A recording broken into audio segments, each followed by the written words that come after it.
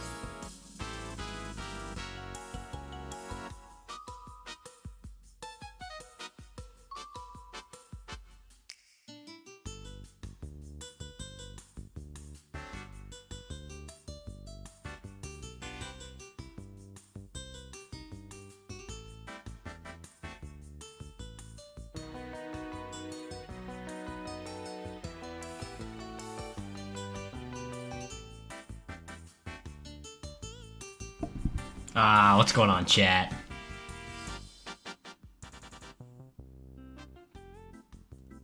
How the hell are ya? Got purely sweet tea. Shit.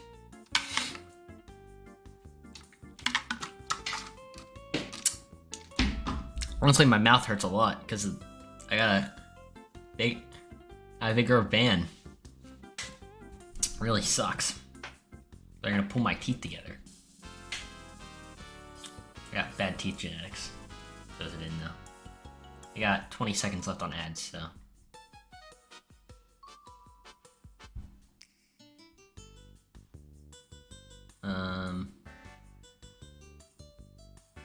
Yeah.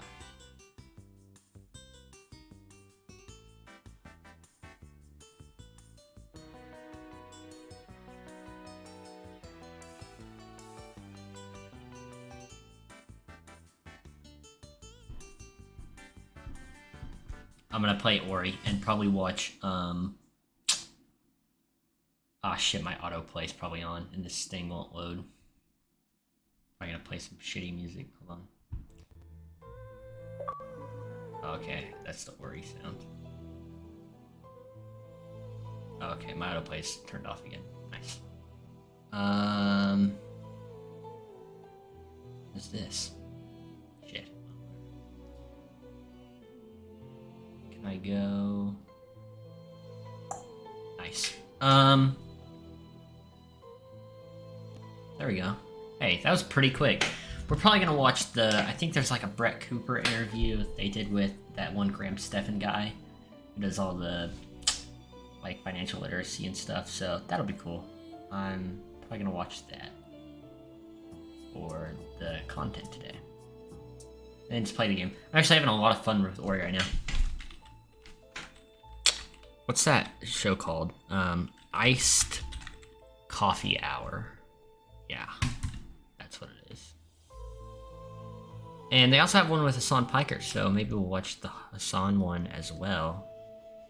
I don't know. There are actually a lot of good guests on here, but these two are up my alley. Holy shit, 3 hours. That's insane. Very interesting though.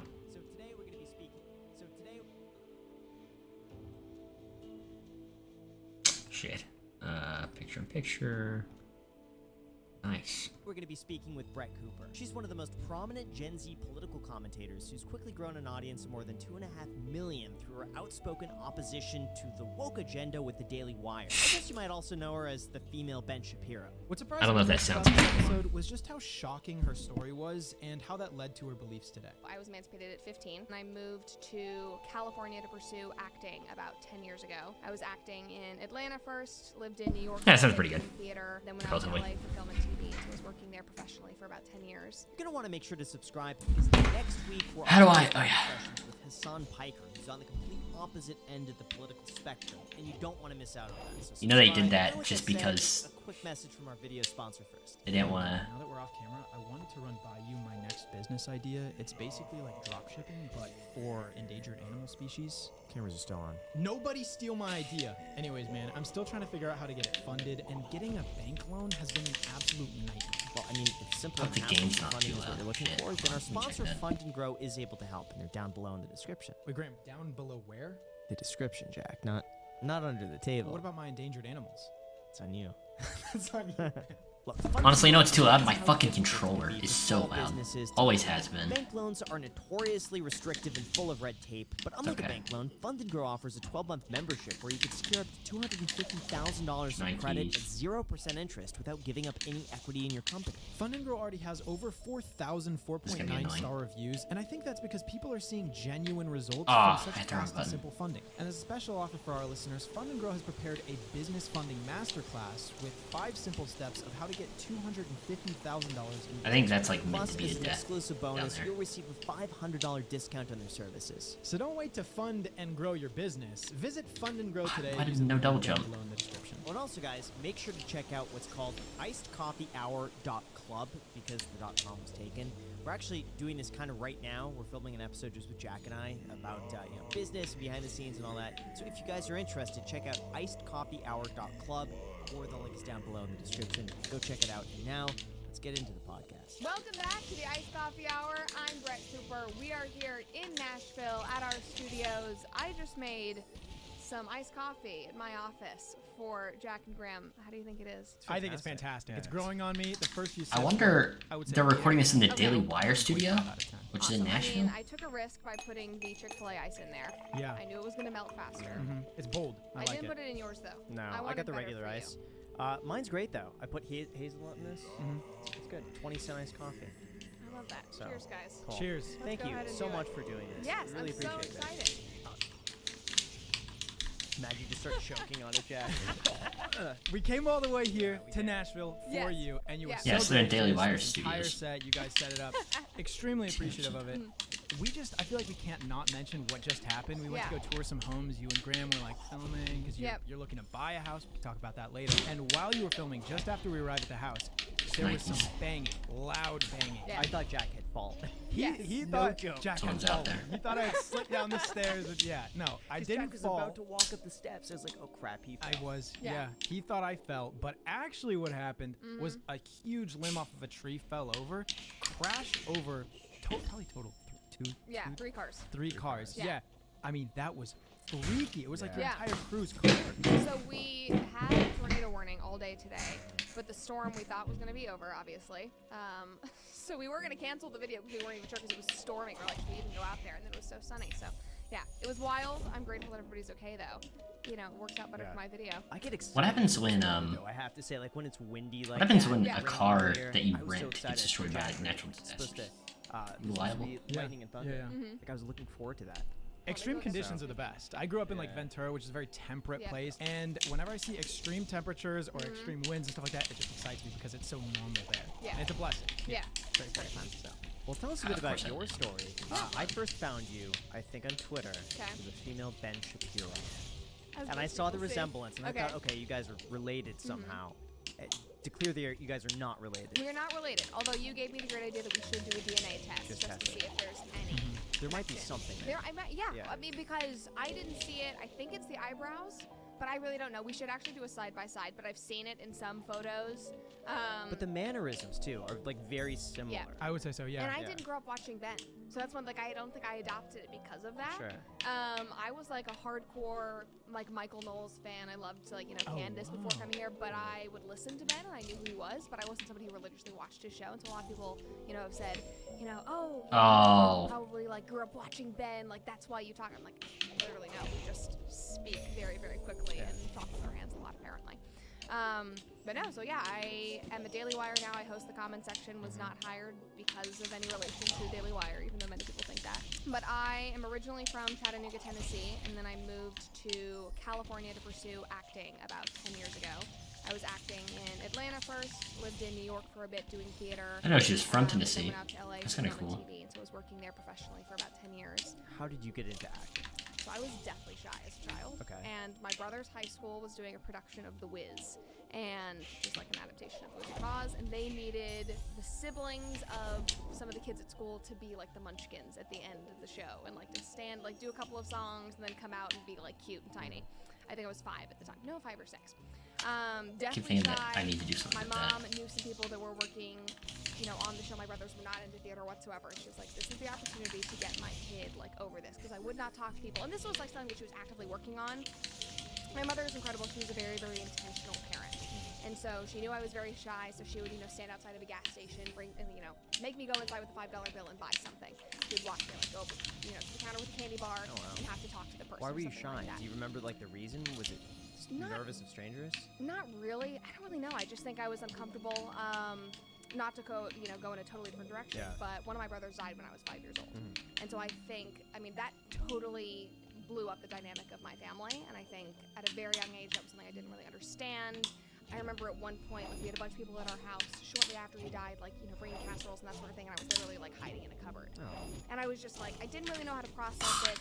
My whole family was very No chaotic. I way. didn't really know how to interact with people at school. After that, it was very, very defensive, and I think I just kind of shut down. Because at, 5 years old, how are you supposed to Getting really good at this process part. anything like that? And my family was so concerned with, my older brothers who were, seemingly more impacted by it than I was. So I would say that is the root cause of it. Obviously, I don't have that issue anymore. I credit a lot of that to acting. So I think that was why, but she was very intentional with getting me out of my shell and making sure that, once she noticed that this was a pattern, she was like, I want to make sure that this is addressed. So she signed me up to basically do this show and was like, maybe she'll like it, I don't know. Never, did any theater herself, was never a stage mom, never wanted that. Thought it would be a one and done, and I fell in love with it. Like, I just came alive. I loved music. Even before that, I was already doing ballet, and I just loved performing. I loved storytelling in any capacity. And then I just kept begging to do more shows. So I did a few other shows with the high school, just being like the, one of 10 siblings that would be on stage, like doing a little dance number. Did community theater.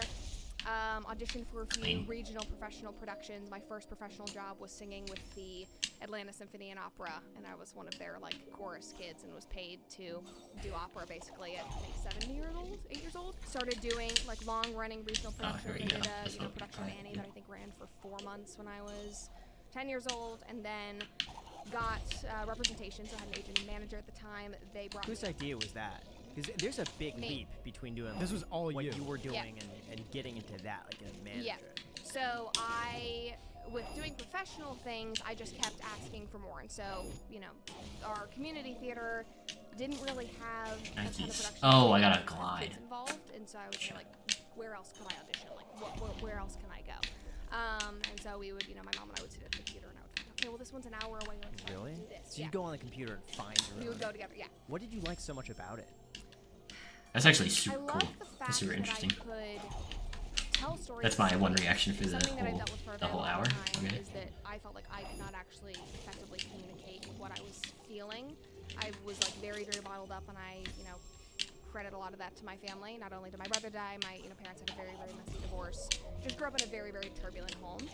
And I think that acting gave me the outlet that I needed in order to express myself. Come on, dude. Why won't and I he loved ever go? telling stories. I loved being able to be somebody else for 2 hours. So it might have been a bit of an escape in a Yes, sense, of just 100% you zone out, you could be somebody else, tell a story, the make people adrenaline laugh. rush Sure. of it. I loved connecting with an audience too. I mean, I did, TV and film for 10 years, but Shoot your when thing. I was on Oh stage, my just like gosh. nothing else. Oh, I have to glide. I keep forgetting Energy that gliding is of just so people in OP. the Hold on. room, and they are That I even have the aligned ability. with you, and I think that's the beautiful thing about theater. So whenever I hear people like, oh, I really like musical theater, I like theater, I'm like, just try it. Because you're sitting in this room together as a community going through this hour and a half long journey together. And as the actor on stage, it's a much more demanding task because you can't really take breaks. It's not like, I screwed up that line, let me try it again. Sure. It's like you are in it. For an hour and a half, the adrenaline. Oh, rush you can is go insane. straight You are from outside of gliding yourself, basically. to, straight in. As a kid, You can go straight and from I did gliding that, to. and I just became a totally different person. Yeah, that's kind of cool. And it broke me out of my shell. I had so much fun. Yeah, it was a big leap. So I started doing professional stuff, and I had this one goal. I wanted to be Jane Banks in the Broadway production of Mary Poppins, which was currently on Broadway at the time. I think it was probably 10 or 11. I had seen the musical multiple times. I was like, that is what I want. I want to play that role. It's so fun. So then, this is all people. Sometimes people don't believe it. Like, my mother did I hate not this game want so me much. to do this. She wasn't like actively going against it, but she was like, I'm not going to push you to do this. Like, we live in Tennessee. My brothers were in college. She was dealing with a failing marriage. Like, this was not the time to be like getting her kid into Russian or whatever. I wrote a letter to a manager who repped 3 of the girls that had been Jane Banks on Broadway, and I found him because I would actively watch interviews of like young women that were on Broadway, like anywhere from my age to like 15 years old. Like, how did they do this? Ah, fuck How that. did they get to do that? And I saw No way, for the dude. interviews. Okay. He was Alright, their come on. agent at the time, and then he became a manager. So I found where he was currently working, and I wrote him a letter, and I said, you know, these are all the things that I've been in. This is so much more difficult than Hollow Knight. I'll say it. And then he still has it, I think. But I did a drawing of myself in the Jane Banks outfit on a stage, and I sent it to him. Wow. 100%. I'm somebody that, like, I will take any risk. If I can give one piece of advice to anybody my age, it's just ask. If you just write a letter, if you just, like, the worst that somebody can say is no, but at least you tried. Right. People are so damn terrified to just shoot your shot. It's like, please, just go for it. Anyway, so I sent this letter, and I got an email. I fucking- He was I'm gonna kill someone. Me. So I remember going to his Someone's gonna die office today. in Manhattan, and I sent I'm this gonna off, go and I did a monologue. full maniac. How old were you at the Done. time? I was 10 years old. So my mom flew up with me, and she was like, "This What is are her thoughts? insane." Like, you're flying to New York to meet with a guy who's repping these people on Broadway. She did, like, you know, research about him and was like, Sure. "Oh, we're going into that kind of thing." But Wait, were you sending this directly to him? Was she like the intermediary? Like, you're giving it to her and she sends it to him? yes, like we would go, like we went to the mailbox together and like sent it Okay. off. But I was the driving force behind all of it. I bet she's thinking like, oh, this is cute. Let's just do this. Exactly, yeah. And to her, you know, parenting style, I don't think that she would have done this if my brother had not died. Her parenting style totally changed after my brother David's death. I'm gonna go and safe. She has made most decisions since then based on, especially in my youth, you know, if she had known that David was only going to have 17 years, would she have said yes to doing this?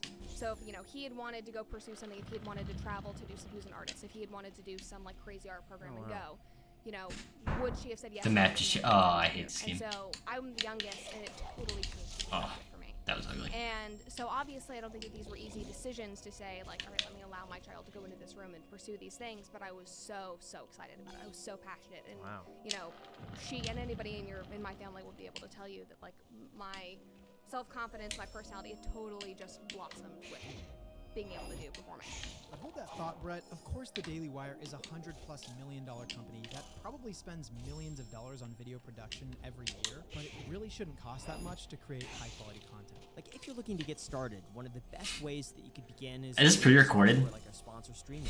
StreamYard is That was a really live funny streaming transition. software It's that not allows you to pre-recorded. create high-quality content with the click of a button. All you need is a camera and an internet connection to be able to stream directly from your browser. And one of my personal favorite features is that they allow you to multi-stream, which basically means that you can stream to Facebook, YouTube, LinkedIn, and more all at the same time. I also Shit, this really sounds cool. enjoy Hold on. StreamYard offers various analytic tools so that How you much can is measure this? the success of every single one of your live streams, and you're able to see which platform is bringing in the most traffic. StreamYard is really one of the best ways to get started creating content. Hold on, they actually without got spending me. any money whatsoever, and they also offer for the best way I wanna hear the whole ad. YouTube, my favorite camera and an internet can create high quality software. quality content. Like, if you're looking to get started, one of the best ways that you could begin is with software like our sponsor, StreamYard. StreamYard is a live streaming software that allows you to create high-quality content with the click of a button. All you need is a camera and an internet connection to be able to stream directly from your browser. And one of my personal favorite features is that they allow you to multi-stream, which basically means that you can stream to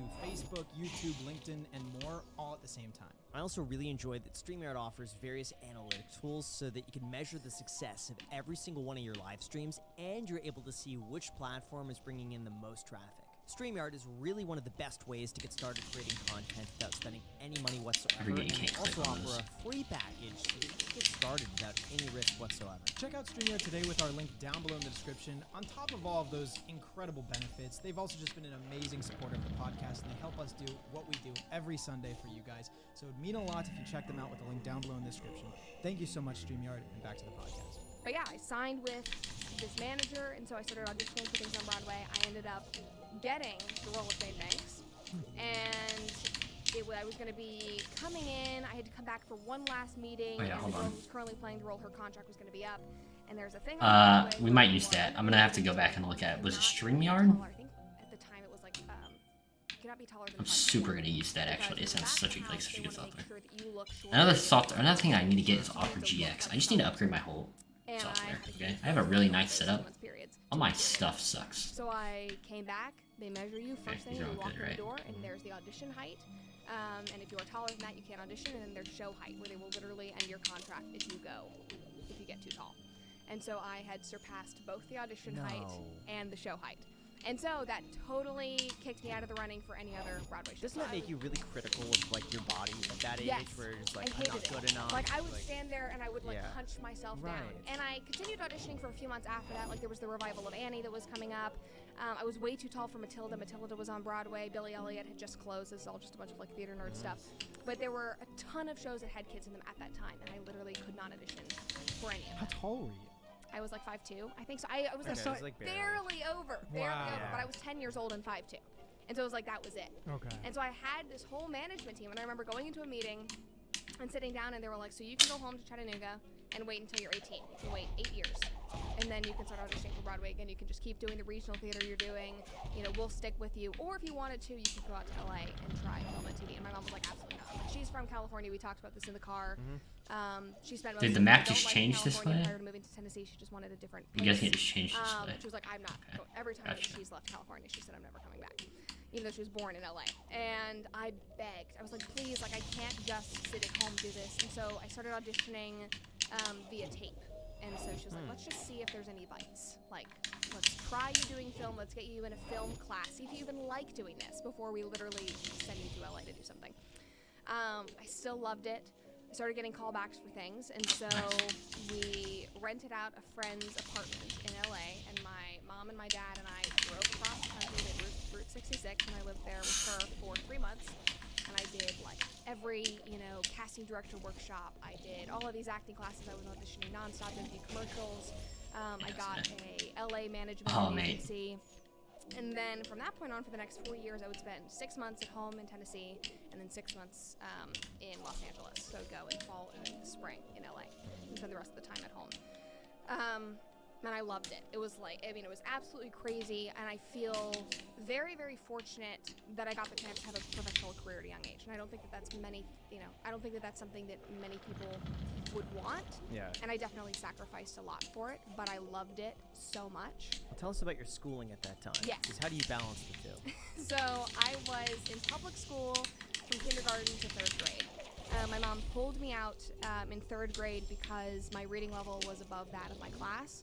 She had a meeting with my teacher and said, could I give you some books for Brett to read so that, she stays interested and is not falling behind or anything like that. It's not getting bored, not being complacent. The teacher said, I just have too many students, I can't do it. So my mom pulled me out and she created the curriculum up until 6th grade. So you were homeschooled from Homeschooled. 3rd to 6th. Okay. Mhm. What And was then- that like for you? Like being pulled out, loved you liked it? How are you making friends through this whole process? Because especially if you're like living in 2 different states and then being homeschooled, how are you meeting people? Neurologists are stunned. They've confirmed that ear ringing is shrinking your brain cells. Tinnitus is now known as precursor dementia, according to the Mayo Clinic, where doctors have made a shocking discovery that changes everything we know about ear. Sounds cool, When actually. you're still in Chattanooga, and I had not Give me gone a out fuck. to LA yet. I was doing ballet multiple times a week, and then I was a competitive gymnast, so I did that multiple times a week. I was in a choir, telling people through that. Every show that I did, I would make friends through that. Friends in the neighborhood that I still knew from public school. That is like the primary question that anybody who's homeschooled gets. And some people, hate it because their parents did not go out and find them extracurricular opportunities and did not find them ways to be socialized. I literally would not change my experience for the world. I had the most diverse group of friends because rather than having, one group of people that you Is that even possible to climb? Probably not. Okay. into high school or whatever, Go and down. it's, the same demographic from that same neighborhood. Go down here. I was friends with people of all different ages, we can't get through there. from all different parts of town, boys and girls. I had to interact with adults constantly because I was, dealing with my ballet teachers and my gymnastics coaches, and spent a lot of time, wherever my mom was volunteering or my dad was working, like I would go and do school at his office. And so I was constantly interacting with his secretaries and, his coworkers. So at a very young age, I became adept at socializing with adults, which I think is so beneficial, and it made me a lot more confident and, you know, willing to network and start working at a young age. And so I remember, you know, being in high school and I wanted a side job, and so, you know, I would be talking to my friends, I want to go, you know, apply at this place. I'm like, you just go. And then it's like, yeah, it's fine. So I would go into Trader Joe's, drop off my resume, go to, you know, Lush Beauty, drop off a resume. I was just so comfortable with it. And then on top of that, with acting, you're They haven't talked about iced coffee once this entire fucking time, okay? I thought this was gonna be a whole, like, iced coffee thing where I was gonna, like, learn how to make it, to learn the culture and the history. I'm kinda, like, turned off by this podcast, actually, okay? Yeah. With child actors, I mean, they Brett will Cooper being give there is you definitely a some plus, grace but, for you know. being a kid, but you also, like, they don't have to do Stop fucking shooting us. like rolling around in big super church. You kind of have to up your game. So that is how I, you know, socialized for those few years, and then I did an online private Should've school. saved. But in this online private school, you could still customize your curriculum, and that's something my mom cared very much about. Prior to investing in real estate and then being a stay-at-home mom, she was a textbook publisher with W.W. Norton. So she was deep into academia, knew what she wanted me to be reading, knew what textbooks, you know, she wanted me to be reading. So with my teachers, she would work at the beginning of the year, and we would all go over the curriculum. And it was usually tailored to things that I was very interested in. I'm a super, super heavy reader. I love literature. And so rather than reading, you know, 6 books in a semester, I was reading 30, maybe. And What sort of books were you reading? just classic literature Really? primarily. Yeah. Okay. And every week That's was like a different- awesome. We would do American literature. We do it from this time period. We would do British literature. I remember. I think I read Jane Eyre when I was 10 years old for the first Oh time. my gosh, here I was reading Goosebumps. I love those books though. I mean, I had my Nancy Drew phase. I think I've Okay, read all yeah, like sure. 55 Nancy Drews, you know, about Wow. 3 times. Sure. But I had a very, very academically Nice. rigorous upbringing, even though I was also working. And it all sounds very, very intense, but I had so much fun. And I loved, it was worth This for guy's son. me, you know, having to. Oh, he's a time ball. off, I thought he guess, was gonna- time manage my school if I was going to be on Just set. gonna do the other thing. And I would, you know, work on it at night, or, you know, on set you usually have That like, sucks, a tutor, and dude. so they would make sure that I was going through all of my schoolwork, and I would have my laptop there and be doing things. And that's what I did, you know, until graduation, except for 1 year. I went to a normal public school in Atlanta for my 9th grade year. What was that like? Terrible, absolutely terrible. I asked to go. My friends were going to this performing arts high school, and I knew these friends from doing theater in Atlanta. And I went and I saw one of their like school productions. I was like, this is insane. It was called Pebblebrook High School. It's one of the best like public performing arts high schools in the country. And I looked at my mom and I was like, I want to go here. This is insane. Like I want to try to be normal. I want to take a break from LA for a year.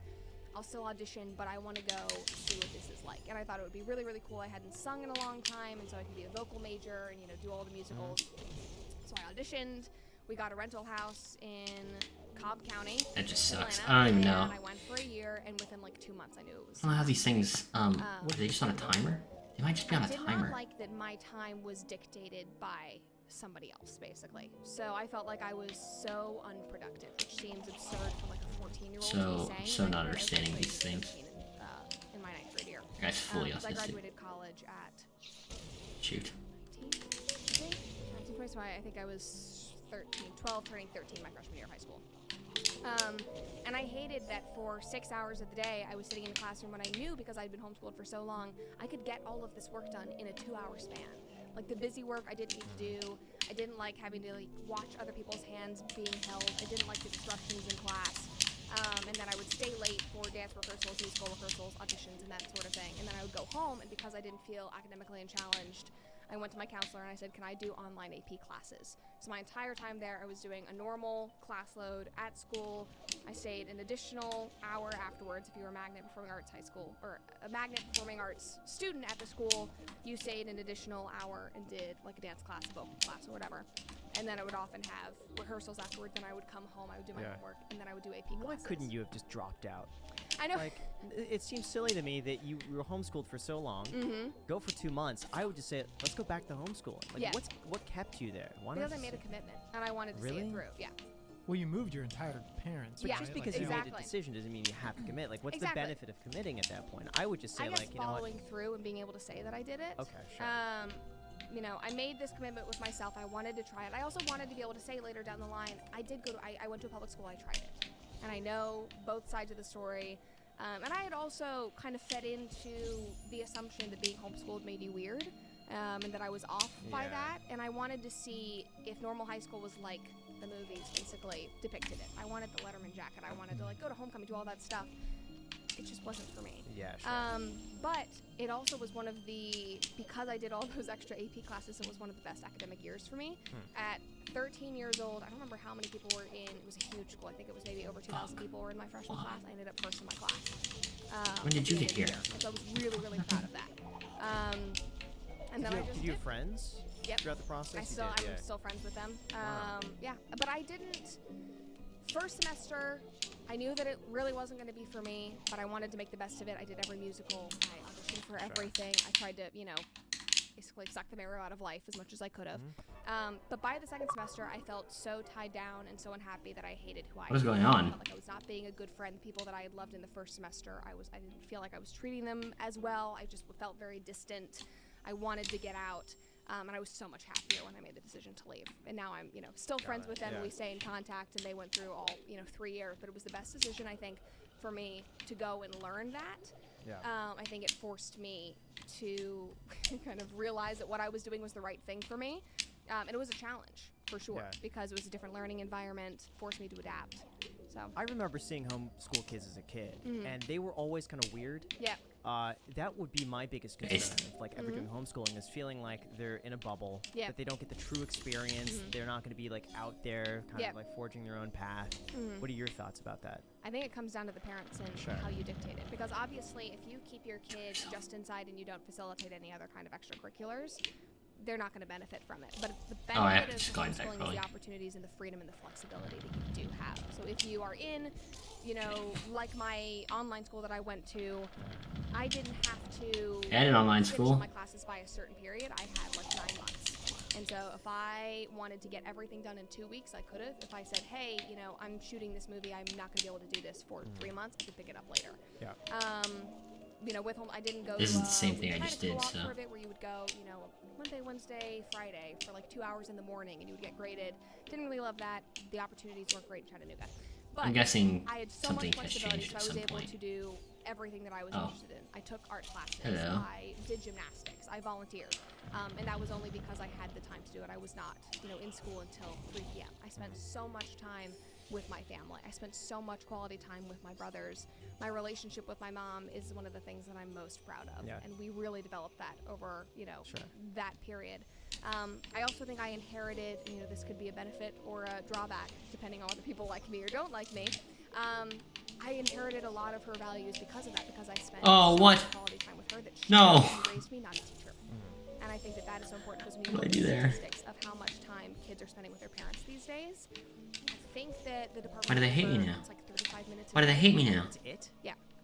What, When you- but when what you- age? But what age? No, What does no, a when kid you- mean? no, when you What is it? We remove- gotta figure out the parameters of what Yeah, they're so I need to look What's at the like what the actual, Sure. ages. But when you remove like bathing, making dinner, Watching a like, movie that's, or, together? Yeah, watching like that kind of like that's Okay, so not that doesn't Or like count. actual because like that's a social quality life. time when you are face to face with your kid, bonding, doing activity where you are interacting. Not What? just like sitting in front of a screen, or not like, oh, my kid's in the same room. but Oh, I do we're sit in front of a screen. like, Shut the fuck up. That's an average of 35 minutes a day. I think that was in 2021 was when I saw that stat. That was not the case for me. Oh my gosh, Like, when you jump, I it was changes. With them all the time, whether I was Holy, with my am I dad, just not doctor, figuring this or out? Whether I was with her, whether I was with grandparents, I spent so much time. I'm with still them. not Very able to do it lucky that correctly. I, love my family. But that's something that I also, do not take for granted at Yeah. all. But I think that that's something that parents should be concerned about. Oh. Depending on your Dude, hold on. financial Has it been like this the situation, your whole job time? situation That's might so not be gay. possible. Obviously, you do need to consider, the education system, the public schools, that sort of thing in Okay. the area. Okay, But well. it's really taking into consideration, like, who is raising your kid at the end of the day? Who is spending that, whether it's the media, whether it's teachers. And my mom didn't homeschool me because of that, but I think that is a result of this. She was never fucked it. pulling me out of school because of an ideology or anything like that. It was simply because she wanted a better education for me. But by default, I think I got a really incredible, physical education, but also like emotionally you know, the interpersonal side of it. But why do you feel like there's sometimes a stigma? Let's just say if the homeschool kid goes out to the real world, they go crazy. They start partying, they do drugs, they like get in trouble. Why do you think that is, and what saved it, dude? Again, Incredible. I think those are usually the kids that have not been pushed out in the world at a young age, have not been able to take advantage of the opportunities that you can usually have when you are homeschooled. And it's interesting because the recent stats show that homeschoolers, at least in high school, going into college, drink less, do less drugs, are not partiers. And I think we're getting better at that. Also, academically, our scores are off the charts. We're getting into better schools. The Ivy Leagues seek out homeschoolers these days. And so again, it goes back to the parents. If you are making this decision, you are not only taking on your children's academic life, you are taking on their social life. And you have to remember that. Because just keeping them in their house, that is why. Sure. It's because they do not have a social interaction. You know, they do not have a social life outside of the home. And obviously, you know, spending time with mom and dad is great, but you have to be around other people. And so I think that, you know, you see one side of homeschooling, and that is kind of the loudest group, and people oppose it for that group. But I also, like, the smartest people I know in my life are homeschoolers because they, you know, advanced so quick. I think this is why I find it so hypocritical. When people talk about like how they hate modern education. I will never, if the education system is how it is right now, I will never send my fucking kids to school. I feel like the modern U.S.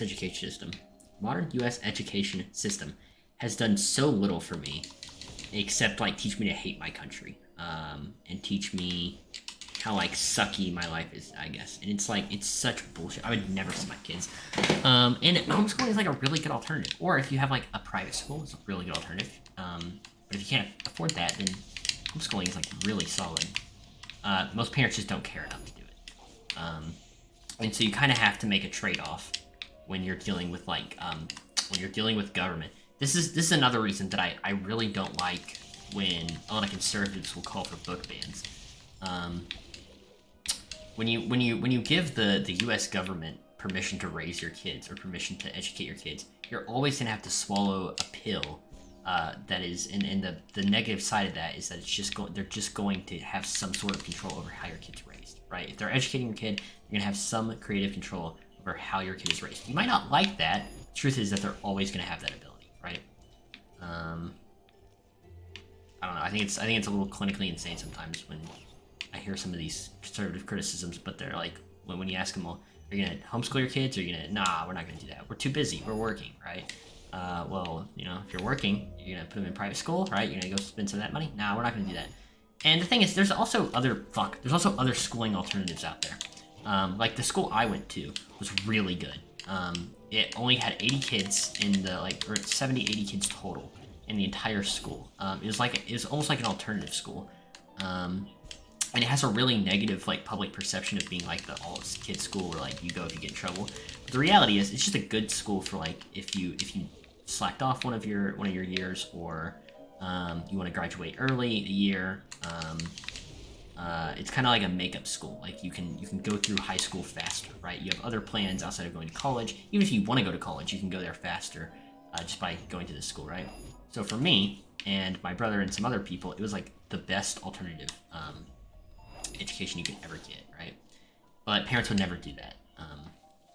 They just want to complain about it, and they want to change the whole education system. The truth is, you can fight all you want, you're never going to change the entire education system. We're never going to have less years in education. We're only probably going to ever add more. We're probably not going to have less government regulation on the federal level. We're probably only going to ever have more, right? These are like truths that you're going to have to fight for years to repeal little bits. So instead of trying to tear down the entire modern education system and rebuild it, build an alternative. Like, that's the easiest thing to do.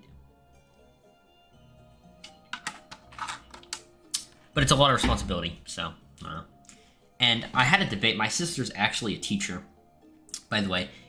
So in my worldview, I guess, anything like 8th grade or below, actually, anything like below 5th grade is babysitting. And there's no workaround, okay? It's babysitting and teaching some fundamentals, but parents also would just teach those fundamentals anyways, so it's basically babysitting. And then anything like past that is, it's like glorified babysitting. Anything past that starts to become either utterly useless information, because like 90% of kids going through education aren't going to be like fucking mathematicians, and they're not going to be doctors, and they're not going to be these people. There's going to be like handfuls that you're going to select, right? That if they wanted to, they could probably just go venture that out anyways. But like most of the complex math we start to learn in 5th grade and kind of forward, we don't really need, and a calculator can do all of it. Or even like writing techniques. Like we type 90% of stuff now, right? These are all like they either feel incredibly useless, or they feel they either feel super useless or they feel like super indoctrinated. Like history and stuff. It's almost sometimes. I was lucky. I think I had a pretty good education growing up. I went to a pretty good school. I had pretty good teachers that kind of agreed with a lot of stuff my parents probably would have agreed with, which is just like country conservatism. That stops so quickly.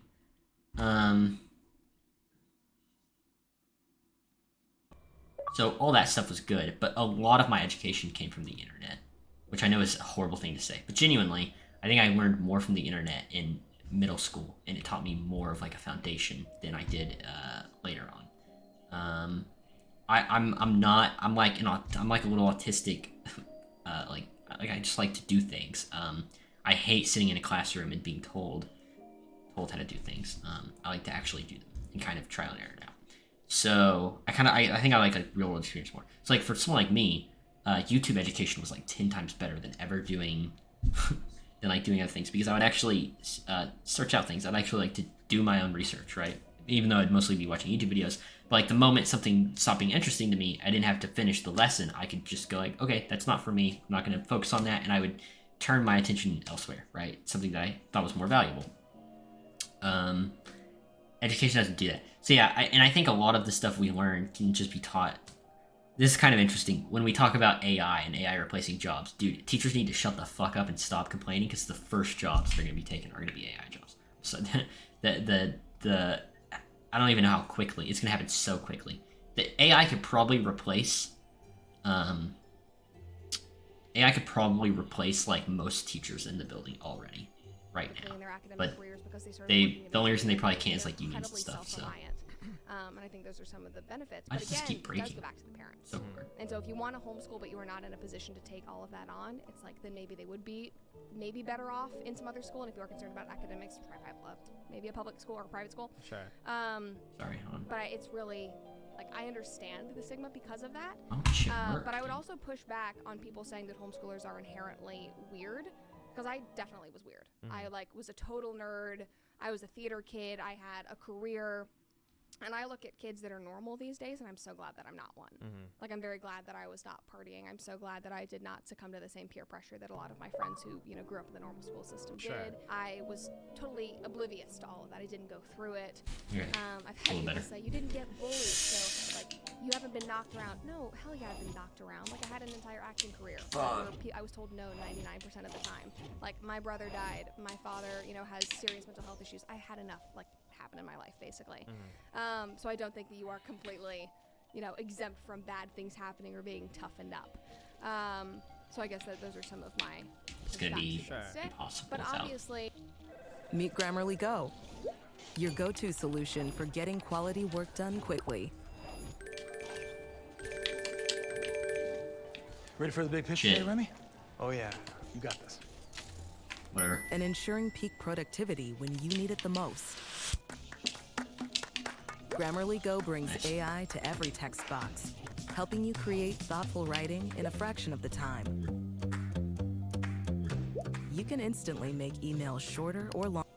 there's a reason why that stigma exists. There obviously are homeschoolers that, have come out that way. Sure. So what happens when you left public school? Yes. Where did you go after that? Went back to LA, was still splitting my time between LA and Chattanooga. Started doing. I did not know she was from Chattanooga. like That actually is so last cool. summer, I love shot a Chattanooga. Okay. miniseries called Shots You Fired. say I it. was living in North Carolina that summer doing a show. That fall, actually, I emancipated myself. So I was emancipated at 15. Why? Myriad of reasons.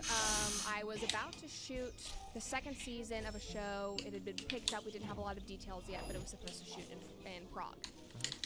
And at the time, my parents were going through their very, very messy divorce. My oldest brother, this was mostly, in my opinion, due to the death of his twin, who's my brother, so I have brothers who are identical twins. And Reed, who is the surviving twin, watched David die. And he has, ever really recovered for that. I don't know if you can recover from Can watching. we ask what happened? Is that... Yeah, he had a cardiac arrest. So they were on the rowing machine, and he just had a cardiac arrest. The rowing machine? Mhm, Was that like an underlying heart condition? We had no, or- we, It's didn't just at the have- gym. Yep, at school. What? Yeah. At And- school? Yeah. And the school didn't have defibrillators, and so they did CPR, but Holy could not revive him. I think every school has to have What we think defibrillators is now. that he had Fuck! something called long Q Why did I do syndrome, that? But we're not I don't even sure remember what's in running there. back much. We didn't want to just spend a lot of time Gosh doing tests, darn. but I mean, my whole family, it's crazy. We still really don't know, because Reed, who is his identical twin, has no signs of it, has never had any signs of it, and they are genetically identical. And so, truly, the only one that has had a sign of it is me. Like, sometimes on my EKGs, because I do them yearly, something has popped up that's kind of weird. Dude, that's like, terrifying. something. But Reed has had no signs of it. Oh my But god. Your brother it's dies been from- 16 oh, years since dude. David's death now. And I think Reed she probably had talked about that's older like after that. probably At worked the over her shoulder time, before. But I mean, he see if they can find it. left college and went to India for 4 years, did hard drugs, and came back totally different. It was his way of coping. My parents tried to keep him from going, held money over his head. My grandparents gave him money, and he ended up, going. And it was just a whole, obviously, a lot of turbulence, I would say. And he really, really struggled when he came back, and then he had a psychotic break. So my brother is now, at this point when I'm 15, he is diagnosed schizophrenic. Yikes. Yep. I can't imagine that with a twin, because I Yeah. hear a lot of the times that there is that connection Yeah. between them. It's, And I believe that. Yeah. I think and it's like a so- part of yourself is dying Yeah. at the same time. And Dude, so, they growing actually, up and both the hearing guys about sound the psychological exact same to me. trauma, Graham Stephan and the other guy parents sound started a the lot exact same to me. I where never know you who's are, talking. moving into adulthood, it usually think it's happens very around funny. the college age for us people in the modern age now.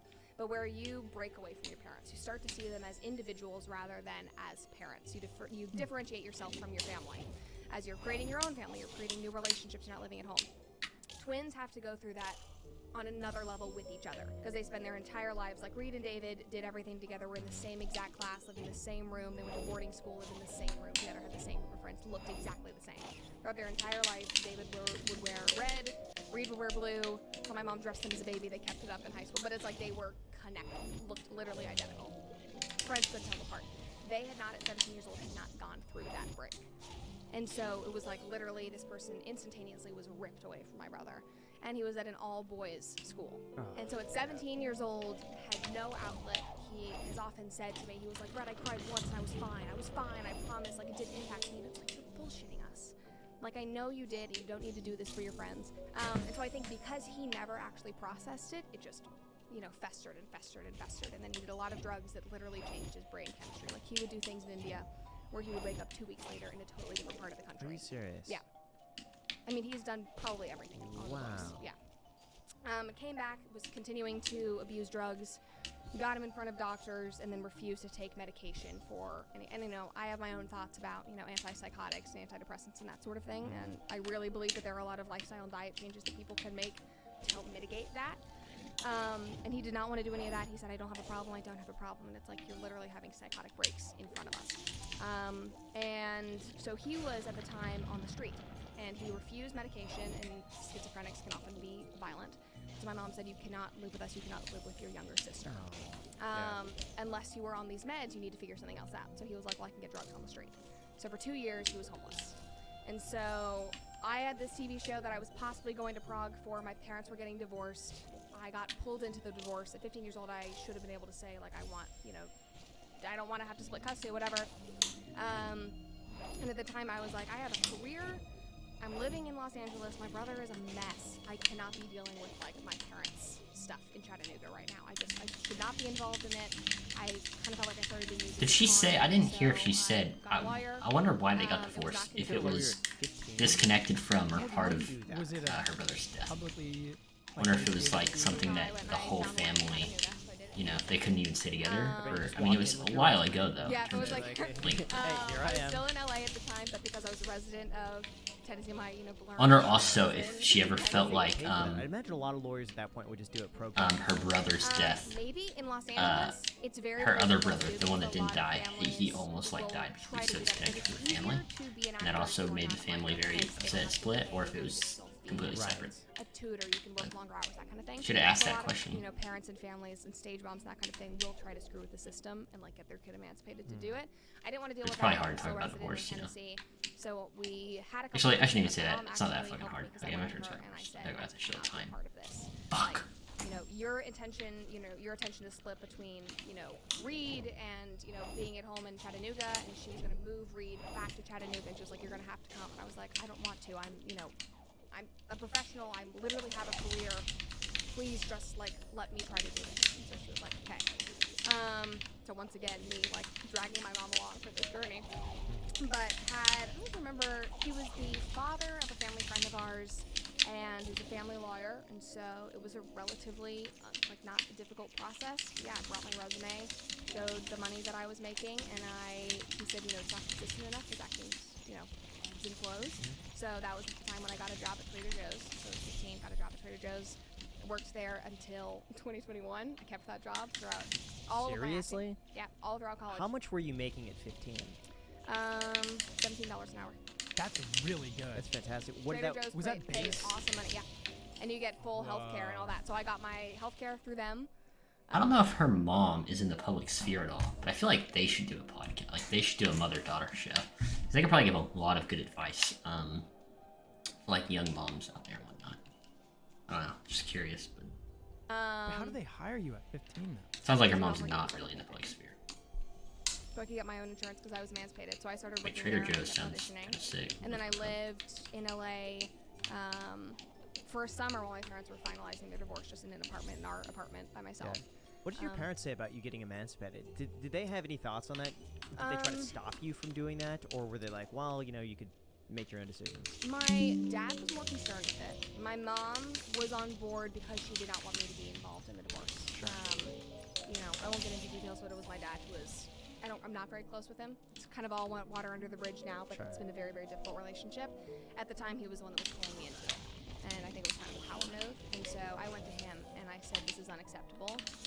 And I said, I'm doing this because of the things that you are doing and the impact that you're having on our family. And I was like, I'm not going to blame my brother Reed right now, but I was like, I physically cannot be a part of this.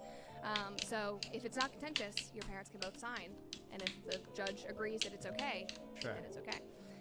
So that's ended up being what happened. Wait, does the judge have to my parents agree both agreed on paper and both the I parents, judge. or just both the parents have to agree? And then And I was you. emancipated, so I was able to, live in Los Angeles. I worked at Trader Joe's. I kept wonder. auditioning, I kept doing, I also projects wonder for a which one couple is of actually movies and a correct. few 'Cause other, TV part of me shows. says maybe the judge Started should going have to say community it's like a third college. party, but 'Cause it also worked better with my schedule. that sounds a so I little went to Santa fucked. Monica Community The College. judge has to. City Good school, also by the sign. way. Yeah, it's Yeah. a great school. It's has the best transfer rate of any community Right. college in the country. My parents wanted me to go to SMC. It saved Yeah. you money. Yeah. It was great. I went to community college. Really? I loved it. Yeah, Ventura College. See, Yeah, it's then awesome. UCSB, but Yeah. Ventura College. Yeah. I say I would not change for the world. I feel like I got a better education at SMC than UCLA.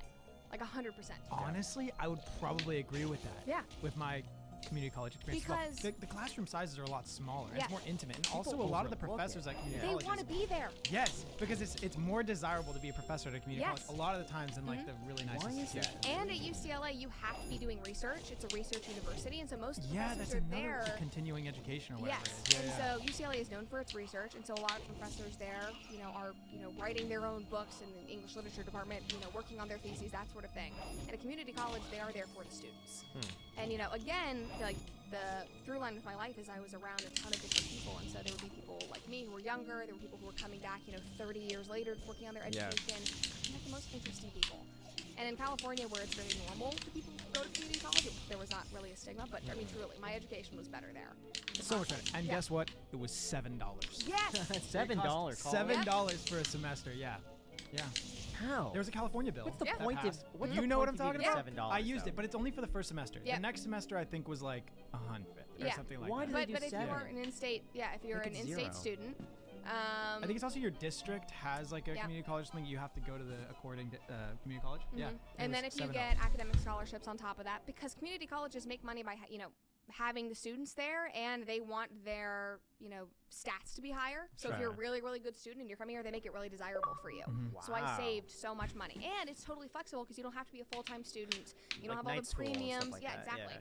So I would do night classes or, 8 a.m.s and then go, audition in the middle of the day. Already and then work saved? a 5 to 10 p.m. shift at Trader Joe's, and that was my life. So you went from that, and then you transferred to UCLA? Yeah. Okay. So 2 years in, I was a English major with a minor in biological anthropology at first, and then dropped that because at UCLA, if you are not already getting a BS, you have to do like chemistry and physics for all of those things. I was like, Sure. no, not interested in that, but I love anthropology, and if I was more scientifically inclined, I would have probably tried to do some kind of double major, but I did not want to do chemistry, did not want to do physics. I just love bio, and I love anthropology. Anthropology made more sense to me than any like psychology or sociology class I've ever done, in like understanding basic human instincts and what we're like wired to do. It's like the perfect, I guess, explanation for how even like men and women are totally different. Like we are literally wired different ways. But anyway, and so I did that for a bit, dropped that minor, and then was a film minor until the end. But I don't even think I finished up my film minor because I realized that I'd gotten to the end of my major, and it was in the middle of COVID. I was like, I don't want to be on Zoom anymore. I'm just going to dip. But I probably did not finish that minor because I went to the UC Berkeley's Haas School of Business, and they had a program where if you were an undergrad, you could go to their grad school and do a business program. So I did that during COVID, and then... No, If what? you Why? absolutely love like, money, listen up. Kurt, why did I? Remember when whatever. President Nixon closed the gold window in 1971 in a move regarded as the most brazen in economic... As COVID was wrapping up, I was, at least in California, I didn't really think I wanted to go back to acting. I didn't love the lack of control that I had as an adult.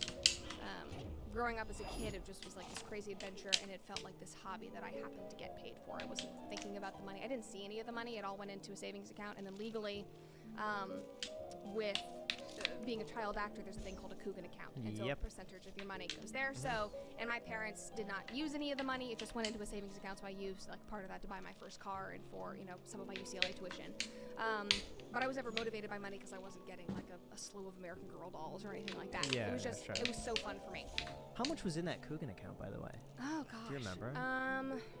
Is Is that a cruise? Now, can you invest does. within the account? I don't think you can invest within it. I don't it's even just cash? remember. Okay. It was like tens of thousands, nothing like crazy. But that's Isn't still the Coogan for account? It's like a certain percentage though of the. Yeah, It's so like it's 15, only 15 or so I think percent. it's 15%. Yeah. I don't remember Minimum, what it ended up yeah. being, and it doesn't accrue a ton of interest. It kind of just sits, but it's your legal protection in case you are in Right. an environment where your parents are taking your money. They want to make sure that when you turn 18, you have something. And I think it's a great protection. So I don't remember what it, how exactly much it was, but I know I did my down payment for my first like Kia Niro and like bought it with that money and then paid some of my UCLA tuition with it. But yeah, so I graduated, and once the money part became a little more close to home for me, I was like, okay, I'm about to turn 18. This is a career. And I started What is thinking that about, thing? Oh, I don't like that. Whenever I get married and have kids, because that's always like the thing that I've wanted most is to be a mom. My mom is just an incredible example of, I think, I can actually help and that. Hold on. just dedicated for life to being really, really engaged. That's what I want to do. I want to be able to like build humans. It's so cool. And I was like, I don't really want to be a parent and be in this unstable of an environment. And I really admire people that are okay with doing that. But I also didn't like that at the drop of a hat, I could be told to fly to North Carolina. And it would be something like, okay, you have this audition at 4 p.m. today, and tomorrow you could be on a flight to Toronto and shooting this thing. You literally have no control. You have to say no to everything in your life. That was really hard for me as somebody that really values control and having autonomy over my life. I didn't love the fact that sometimes you might crush an audition and they'll be like, well, you don't really look enough like the person who's playing your father. You're too skinny, you're too fat. We've rewritten the role and you don't fit anymore, so we're firing you on set. Or like here you filmed the entire project. We don't think your role really reads anymore. We're cutting it. Oh. And so it's just like constant. And it's very, very normal and it comes with it. So it was ever something I really wanted to like try to change or combat. But it was like, What did you do? these are all things that bother me, and even though I love storytelling, I think I can do this in another way. There you So go, I this went way. into production, so I did multiple like producing internships. At the end, I was working for Big Beach Productions. They produced Little Miss Sunshine. Incredible. I mean, one of the best internships I ever did. I learned so much. But during COVID, we obviously went virtual. I hated that. And then during BLM and COVID, the entire industry just became so political. And my job became less about find good stories and more about could you find a Native American story for us? Could you find a black story for us? Like, rather than just reading scripts for the value in them, it was like, we need something that is like politically woke. We need to be on the cusp of this. And I understood it because is what was making money at the time. Yeah. That's what people wanted. And there was a lot of pressure. I was like, okay, now I don't like this. Like, that doesn't feel authentic to me. So I did what every liberal arts confused graduate does, and I studied for the LSAT, and I applied to law school. So I did that also during COVID. I took the LSAT. It's crazy you just decide on a whim. Be like, no, I'm just going to take the LSAT now. Yeah. And so I was still working, still doing all of that, and I went back and I got my old ACT tutor, who also does LSAT stuff, and I called him. I was like, my gosh. so, buddy, you want to Nice. work with me Very again? fun. And so I studied for that for about 9 months, and then took that, applied for all the California schools. I was aiming for Pepperdine, because I thought value-wise I would be better It's there. funny. That was the only college I applied to was Pepperdine. Really? Yep. And I said no. I didn't It was apply there. so. I was devastated. actually. Really? Yeah, I've told the Were story you before. actually sad? Yeah. What were you applying so for? I wanted. They I think had a really good business program. So I was like, I'm gonna go there for business. But I had terrible grades in high school, like really, really, really bad. A horrible SAT score. I thought I would wow them and just like write a great application, do a cool story because I was really into like reef aquariums and I was working all through high school. And I Look thought, how like, successful he my is now. This is why high school Yeah, not fucking exactly. matter. But I was Okay, like, have fun. I was promoted. I mean, obviously as don't the jerk off the whole assistant time, but manager, not fun. the assistant to To the the manager, manager, but the Nice. assistant manager of this whole like reef aquarium place, and I loved it. I worked there, so I thought like I was gonna wow them. I applied, and that day Okay. that they were sending out the acceptance letters, Yeah.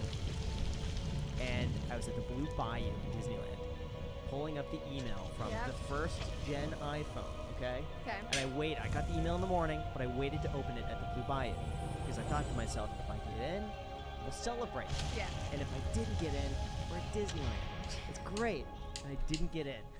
My God. The Yeah. only school you applied to. The only And one. how did it feel? Walk us through your emotions. At that point, because I had no backup plan. Well, first of all, I Yeah. didn't know how to pay for it. Like, Okay. no one had. It's so, so- fucking expensive. So I didn't. Oh my yeah. God. So in my mind, it was like 40 grand a year. I had no idea. Like, no one in my family had money to pay for that. Okay. I think all of them Well, were you were like, gonna wow them with your reef aquarium, get a scholarship. maybe get a Exactly. scholarship Yeah. or something grant. like that. Maybe It's start the not marine that. biology program Yeah, at right. Pepperdine. Yes, that's a exactly. great idea. Something like that. But yeah, I had no backup plan. Okay. And I thought maybe I could be a drummer. So because I was in a band as well in high school, and I thought, maybe I could do this drum thing. Like maybe it'll work out. Yeah. But I think like a month or two after I ended up getting my real estate license, that was like my backup Yeah. plan. Do that for a year, and then I could reapply. Okay. But that's when I was thinking about going to SMC during that Okay. time. Like maybe I'd just take a year in SMC, or I Yeah. get my real estate license. Yeah. And it was real estate license. Well, That is so funny, the dichotomy between could've been Brett's, Yeah. growing up and Graham's growing up. It seems like Brett would pivot in any direction, just be like, success, success, success. And then Graham's like, well, like, I don't want it to be a drummer, but who knows? Like, yeah, that's cool. I wanted to make money. Worked out. yeah. And I mean, felt that's like, very- I remember because we used to play shows. I think you made like, the right decision because Pepperdine you would have lost money. oh yeah, Pepperdine would have been terrible. Yeah. Drumming would have been interesting though, because there are now ways to make money as a drummer. He is a good drummer. money. He's Cool. a very good drummer. I'm terrible.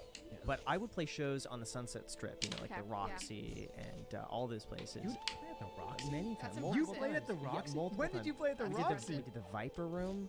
Are Do you ever We play? did- Do we you ever did play all at of the them. Troubadour? Yes, actually, we've done all of them. Troubadour. We would do every Wait, single how thing How did you get? because we were good, and then they would Are make you sell played tickets. at You're like, I the don't even Roxy? believe Yeah. it. Yeah, I can't believe Yeah. that. I love the Roxy. That's an yeah, I've been there a few times. It's an incredible venue. It's like iconic. Yeah. But we would have to sell tickets. You need to bring it so back. this was. Bring back the band. I'd be Can I join? What would you do? The triangle? I'll do anything. cowbell? I could. Well, Be I'd be the a backup manager. singer. Yeah, I'd be a manager. Yeah, I could be I could be the guy that like brings. Oh, the- nice. But now here's the thing. So we would usually play like we wouldn't be like a headline on a Friday or Saturday night. So usually we would be like Oh, a you just go ahead and weekday save, night, honestly. 8 p.m. and we would have to sell like. No, down 70 here kinda tickets sucks between to save two it. days. So we each had like 25 tickets to sell, and we'd go around school be like, they were like $14 tickets. So it's just like trying to get Yeah. people to buy tickets, and then our bass player's mom would sometimes just say, "I'll buy the tickets, just hand them out." No. Yeah. way. And so she would sometimes, pick up the slack. We'd just be handing them out. It's all about the hustle. That is so cool. That is so cool, Graham. I We- did not know yeah. you played at the You know what's- Roxy. You know what's man. interesting too? We played a battle of the bands for Southern California. It was sponsored by Coca-Cola. We came in second place. Second. And It's a whole- technically it was a high school competition. But that's We still lost. really impressive. We lost to freshman college students because the bass player got is scammed. still You got still scammed. in high school. But they were like 3 years older than us and really talented. should make a video about that, man.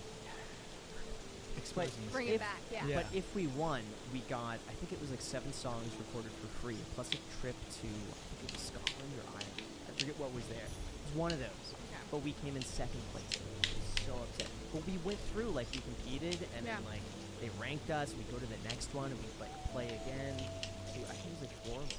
And we lost. Dude, Yeah. that is cool.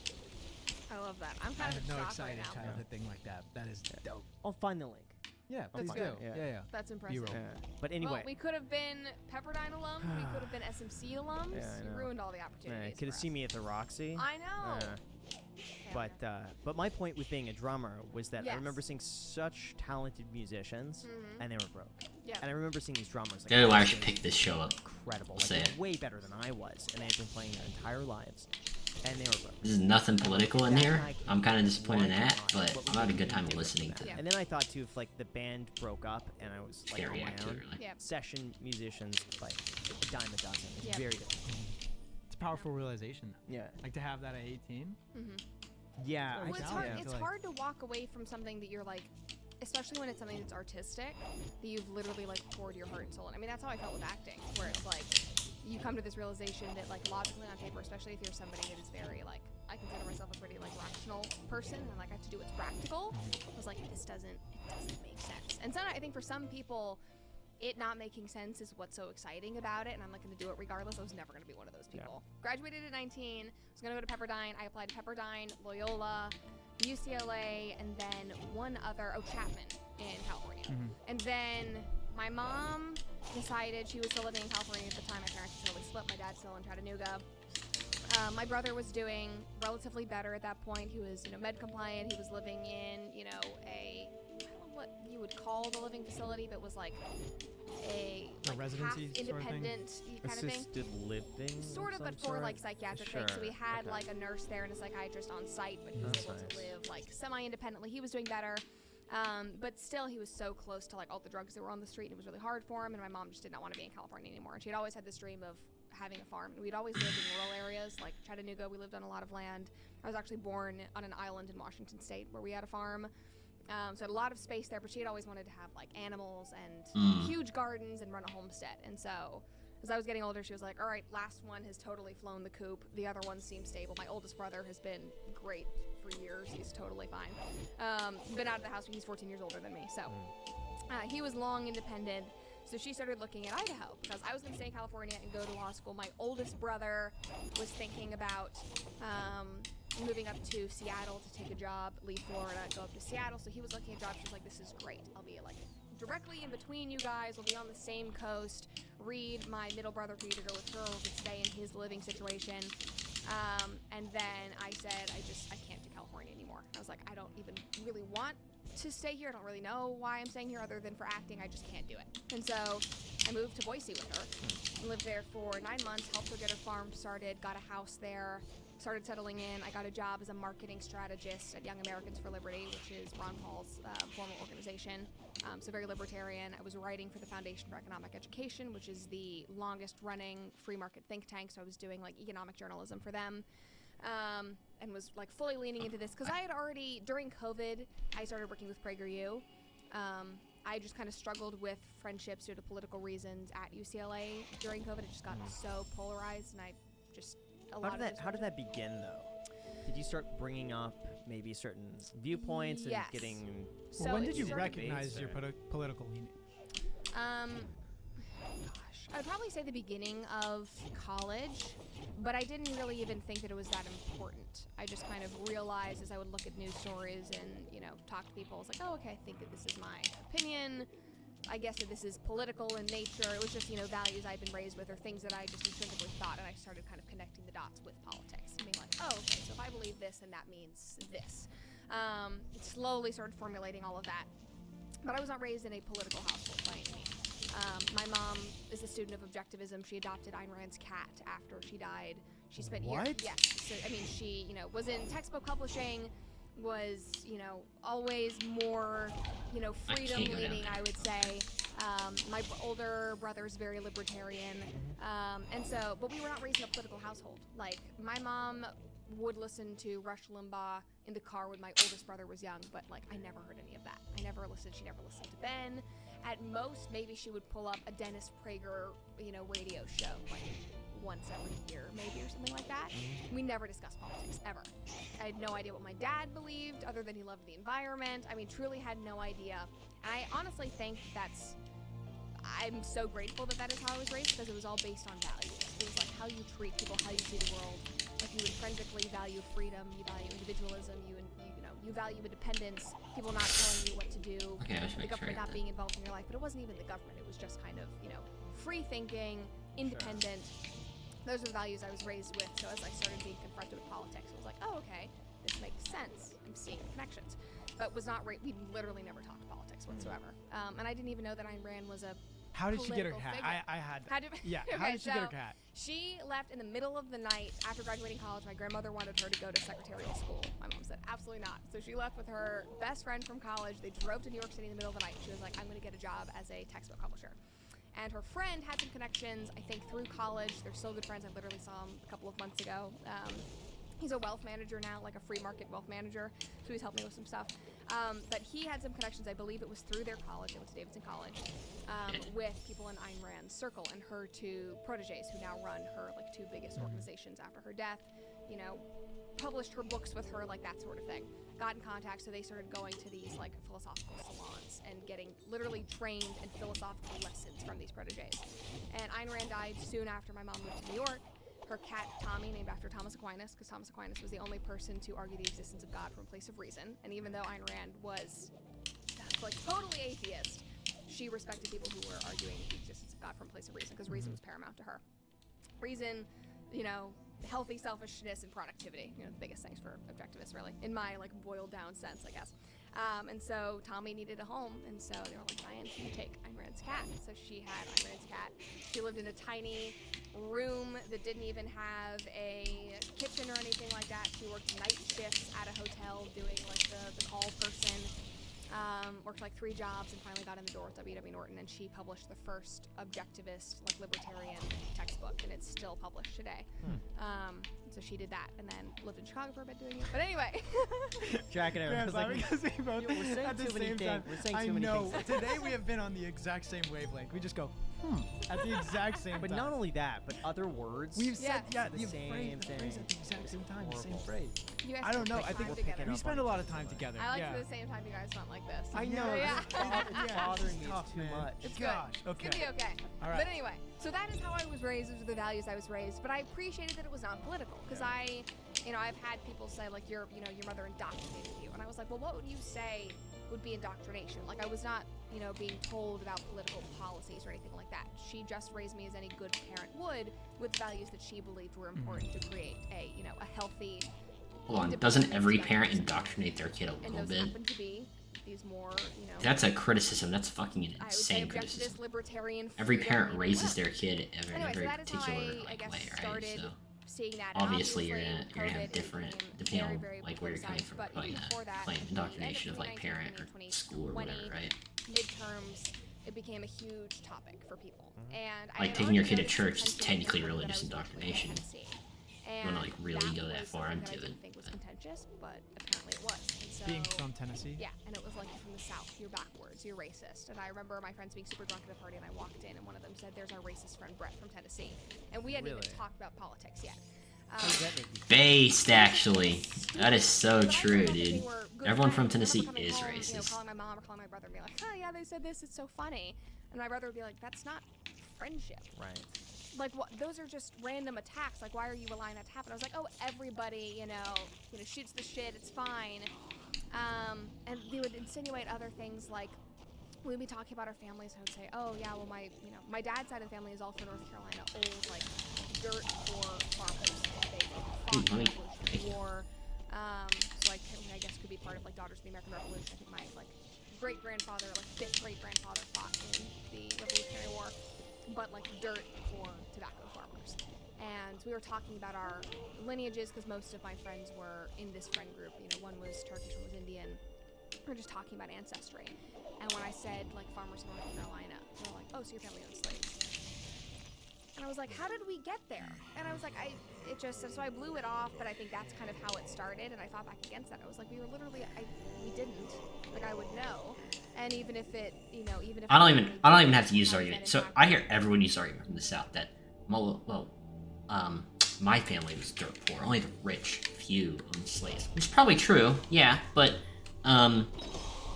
the only reason I feel like that I don't like whenever people say that is there was still slavery, like, going on around you. And, like, you didn't give a shit. And more than anything, you might have even still defended it because in your worldview, it was, like, better for the South's economics, right? So people at the time in the South probably still defended it, or at minimum, put up with it going on. So it's not the best argument in the world. But, I don't even use that shit because I'm from East Tennessee, okay? Yeah, I'm from, like, East Tennessee, and we didn't even have slaves, like, at all in East Tennessee, because we were on a fucking, like, plateau and shit, okay? And we didn't, like, farm, really. Or we did, but we farmed, like, shitty stuff, I guess, so. Yeah, from what I know, we didn't even have slaves in, where I'm from. In fact, my part of, like, Tennessee, where I live, almost broke off and joined the North, creating, like, probably could have, like, created East Tennessee as a state, kind of like West Virginia did. With Virginia, where they, like, broke off, but we ended up not doing so. Kind of getting looped into it, shit. And I think East Tennessee ended up, like, very quickly leaving the South and whatnot, so. I'm fucking autistic. What do I need to do here?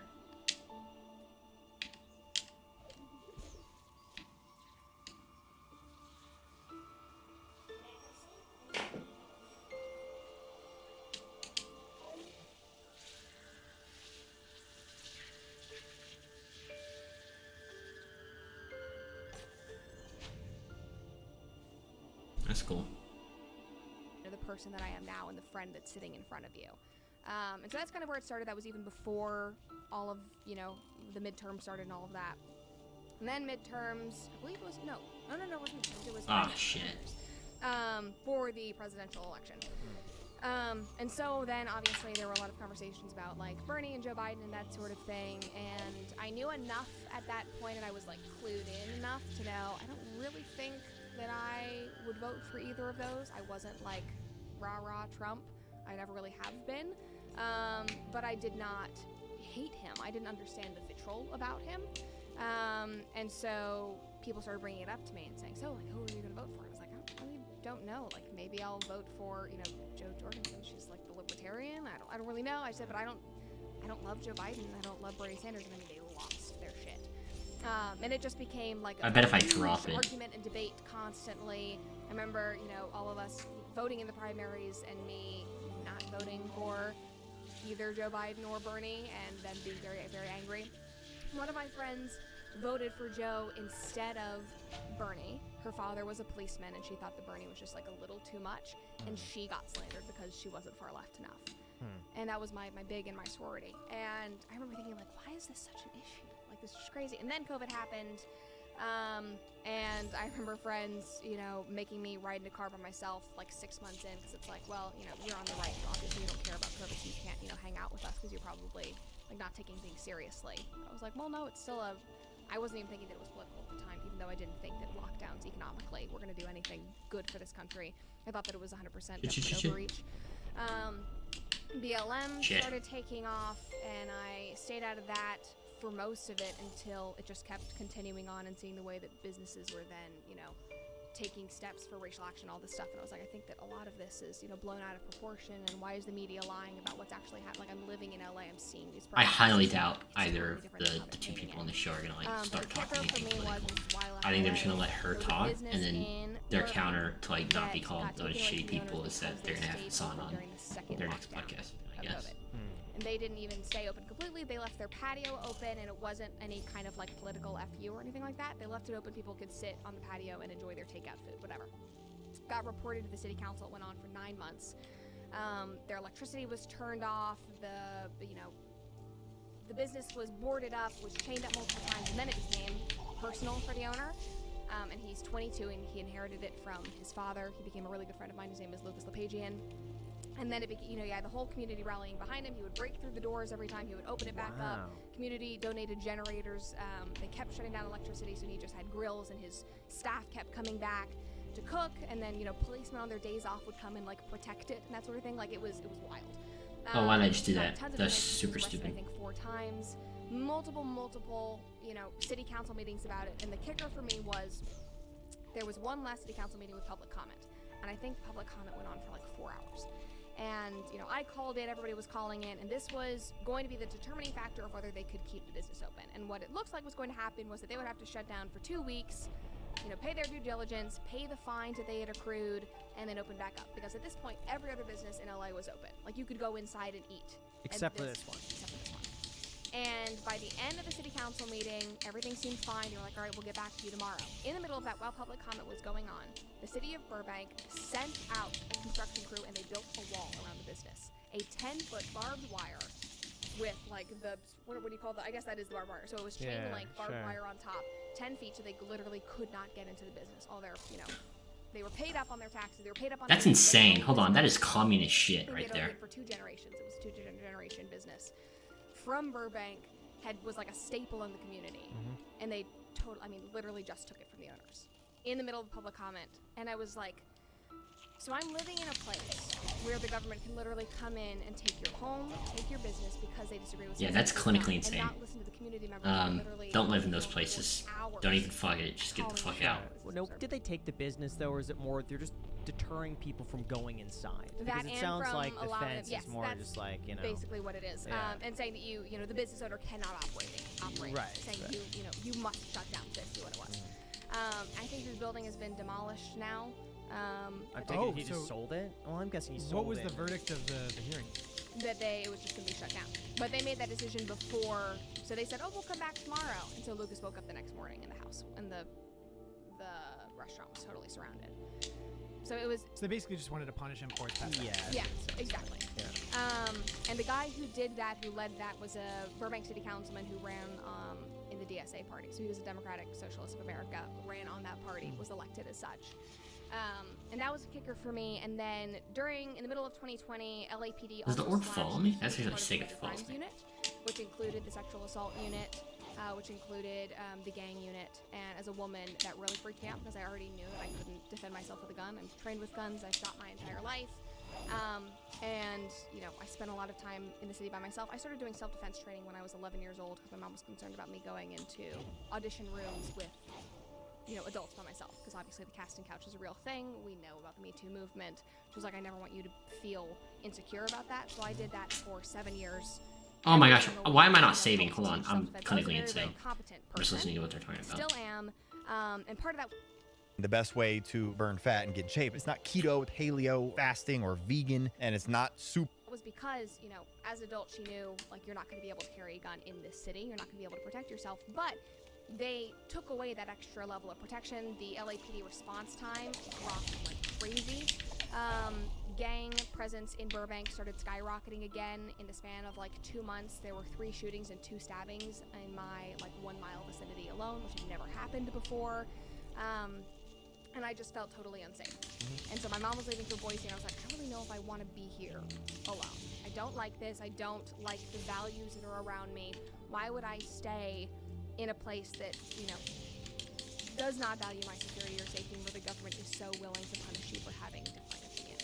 I was like, I don't think this is where I really want to start my adult life. I could do it somewhere else. And so I was like, I'll figure it out. I'll go to Boise. I loved it. I loved her farm. I loved the remote work that I was doing. I got into Boise's law school, so I was going to do a dual MBA and JD program, which was 4 years. I wasn't sure what I was going to do with it. I thought I would probably go do constitutional law, specialize in 2A, which was what I was really interested in. And then I actually met over the summer with a bunch of constitutional lawyers, and they said, don't do it. They're like, you're going to make no money. It's a waste of money. Because unless you're going to one of the top schools and you're going into corporate law, you will make no money. You're going to waste 4 years, because I was doing 2 programs. And they said, you're already working. Oh, that actually helped me out. You're doing adjacent, basically. You Thanks, are asshole spider. making videos for PragerU. You have this marketing strategist job at another organization. You're writing. You're doing journalism. You have the connections now. You don't need to go to law school to make those connections. You can do advocacy. And the exact words he said was, you can do everything we can do except sign the brief. Why would you go to school for 4 years just to do that and go into debt? Because I got somewhat of a scholarship for it, but I was still going to have to pay a lot of money for it. And if you look at the discrepancy between the amount of legal jobs that are available and the amount of law schools, it's just insane. I mean, we are pumping out so many JD students, and there are not enough positions. I think the base salary for a law student that did not go to like one of the top 5 is like in the 65, 75 range. Yeah, it's not that much. No. Plus, law is, I believe, the unhappiest career. Yeah, and I'm such a creative person. The people in my life are like, oh, this doesn't make sense, but I was like, I'm smart. Like, I am academic. I can make a difference. I want to fight for this. I was really politically engaged at the time. And then the day that orientation started, I was like, I can't. You're all right. I can't do it. Yeah. So I withdrew. I had no plan. I was doing that journal, writing at fee. I was being a marketing strategist, and I was a waiter at a restaurant in Boise. So I was doing all 3 of those. I left Trader Joe's, and I was like, I'm just going to figure it out. And my mom was like, you just blew up everything, basically. You need to figure it out. And I was like, I'll come up with a plan. So I was in the process of coming up with a plan. I was still making videos for PragerU, for Young Americans for Liberty. I was running all their social media accounts when I got a DM from Daily Wire. And they said, we've seen your short form videos. We love your content. Would you be interested in having a meeting with us? And I thought it was a joke. And I was like, this can't be real. So I responded, and I was like, okay. And I've respected the Daily Wire for a really long time. I'd actually looked and applied for jobs with them. I applied to be Candace Owens' assistant. Are you like serious? a year prior. Yeah. Wow, And her okay. manager rejected me before I didn't even do an interview, which she knows now and she thinks is so funny. Yeah. What was the reason for the rejection? I didn't live in Nashville. Oh, Yeah, she just okay. didn't even respond because they were only looking at people that were in Nashville. Makes sense. Yeah. Okay. But I was like, I'll move. My manager was like, I'll move. And it's funny because her manager and I, her ex-manager and I are now like friends, and I like was messaging her That the worked other out day. for a reason. Yeah, Okay. exactly. I applied for like an associate producer role on Ben's show in Florida. Like I was like, I want to be involved in this company somehow because I loved what they were doing in the entertainment sector, and I was like, I could get back into storytelling where my values are more in line with what they're doing, and that could kind of give me the balance that I'm looking for. And I could be on the production side, so I would have more control and a little more stability, which is also what I was needing. And so I had wanted that, but I also, in the back of my head, thought, you know, this organization, it's skewed older. All the hosts are older. You know, it's a bit more established. I don't know if they're going to want to be hiring, I was 19 at the time, a 19-year-old kid to do any of this. And I was like, you know what, I will continue working at Alright, 2 saves. I'm going to use one to do this part. Probably, actually not. 2 saves. I'll stay here for a few years. I'll apply Sick, again later ready? on. And maybe I'll, you know, get my foot into the door of Daily Wire. Or maybe I'll go back to acting. I don't know. I'll just, you know, leave it up to whatever happens. So I got this DM. I was like, you've got to be kidding me. Insane. Respond back. We start emailing back and forth. I do a Zoom call. Really Where's like my call, Daily Wire? all of them. I'll stop cursing. I'll move to Nashville. Who sent me the DM. Yep. And she was just scrolling on. She ran the TikTok account and found me, and here we are. But then they said, you know, you only do short form content. We'd like you to do like I did reactions and like my reactions to news stories and that kind of thing. And they said, could you do like longer responses to news stories, and then could you also show us like maybe a pop culture thing? And I said, okay. So I did that, and then they hired me. It was, you know, I think we negotiated for about Hell 3 yeah. months. I found out that I got the job while I was in the field with my mom in her pasture, like wrangling a donkey. Or Trying to do something this like part that. I got first, a call hold from our CMO, and I was grilled for like an hour. On what? What did that sound like? It was basically like, are you, you know, we're taking a risk on a 19-year-old kid, and we're going to bring you here, and we're going to try to create something with you. We want to make sure that you're not some like fluke. And so it was basically like, I've seen your resume, the people below me are advocating for you. I want you to tell me why you deserve to be here. And I was like shaking. I was like standing up in my mom's bedroom shaking. And it was like, how are you different than other 19-year-olds? Like this is, and Daily Wire is like very, Because I'm super based. we are constantly, you know, we're past startup mode, but we are growing so fast every single day. Like you'll see Jeremy Boring speeches about the fact that this is an objectively a hard place to work because we do so much. We pump out so much content every single day. And the benefits, I think, definitely outweigh the fact that it's a lot of hard work, because I think we're doing really good things, and I'm really proud of everything that we do. But they wanted to make sure that my ambition and that my, you know, hustle and what I was willing to take on matched what they were going to be expecting. And if they're going to take a risk on a 19-year-old. Ended up working out. I guess I did a good job. I remember coming in and meeting that guy and literally being like, I'm so like, I hope it worked, like whatever. And then I think that was solidified at the end of November. I had 10 days to move. I fought with them. I was like trying to be able to start in the first of the year, but they were like, we really want you here now to get started on developing the show. Yeah. Now, why didn't you decide to go off and do that on your own? Because you could have just as easily said, okay, you know, I could make YouTube videos, I can make TikToks and shorts, I'm doing it already. Why have the management of the Daily Wire? the mentorship. Yeah. And I've said this before, the value of being in this building where I am next to Candace Owens, Ben Shapiro, Matt Walsh, Michael Knowles, Jeremy Bourne, Jordan Peterson, where I get to interact with these people often on a daily basis, is immeasurable to me. Like, that is truly priceless. And I feel like, you know, they have been very, very gracious with, you know, and I talked about this a couple of weeks ago, of, you know, as the show has grown, they have, you know, changed my compensation, like that kind of thing. Like, they are very, very proactive with making sure that, you know, the talent is supported and that sort of thing. But I would literally be fine with barely being paid and being here, because the things that I am learning, not only about how to navigate this space, but also on an intellectual and an ideological level from these people who all have very, very different opinions. Like, if you watch backstage events that Daily Wire does here, you will see the differing opinions of all of the hosts. And the fact that we all get to be here and work and debate and go back and forth and still respect each other and still, you know, support each other's shows, it's, I mean, truly and I knew that I was not going to get that anywhere else. And I felt like this was just an incredible opportunity. And in my head, I was like, if I hate it, I can leave in a year. Because I wasn't signing on a multi-year anything at the time. I was just coming over to try a show. And I was like, if I hate Nashville, I always have back to plan. I had a house in Boise. I can come back. I can go to law school again. I can try to do something else, go back to acting, whatever.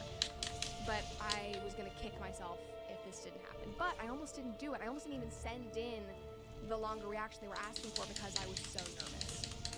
And I don't know what it was. I was so insecure. I hadn't acted in a really long time. And it isn't acting, but it's still like putting yourself on camera. It's a presentation. Yeah. Exactly. And I hadn't been judged in that way in a really long time. I'd just been doing my like stupid little like minute-long videos. And I mean, it's weird to say it was like growing considering where I am now. But, you know, I started a new Instagram, and I think by that point I had like 7,000 followers, which is still like, I was not really promoting it. Right. Yeah. And I was like, okay, I'm doing this and it's fine. And I kept pushing it off. And I was like, I'm just so scared. I just don't know if it's right. I don't really want to do it. Like, I love Boise. And I was like, I'm happy here. I'm happy working on your farm. I'm happy with this house and this life I've created. And my mom literally sat me down and looked me in the eyes, and she was like, I don't care if you take the job or not, but you are going to kick yourself in 5, 10 years, a year if you do not send this in, if you don't at least try. Yeah. And she was like, your entire life you've taken all of these risks. You have literally been like balls to the wall, sending letters to managers, like showing up, emancipating, whatever you're doing, like going and doing a business program, applying for law school, like you pointed out. Like, I literally would take any risk. I thought it would go all the way around. And if I hated it, then hell, at least I had a good story about it.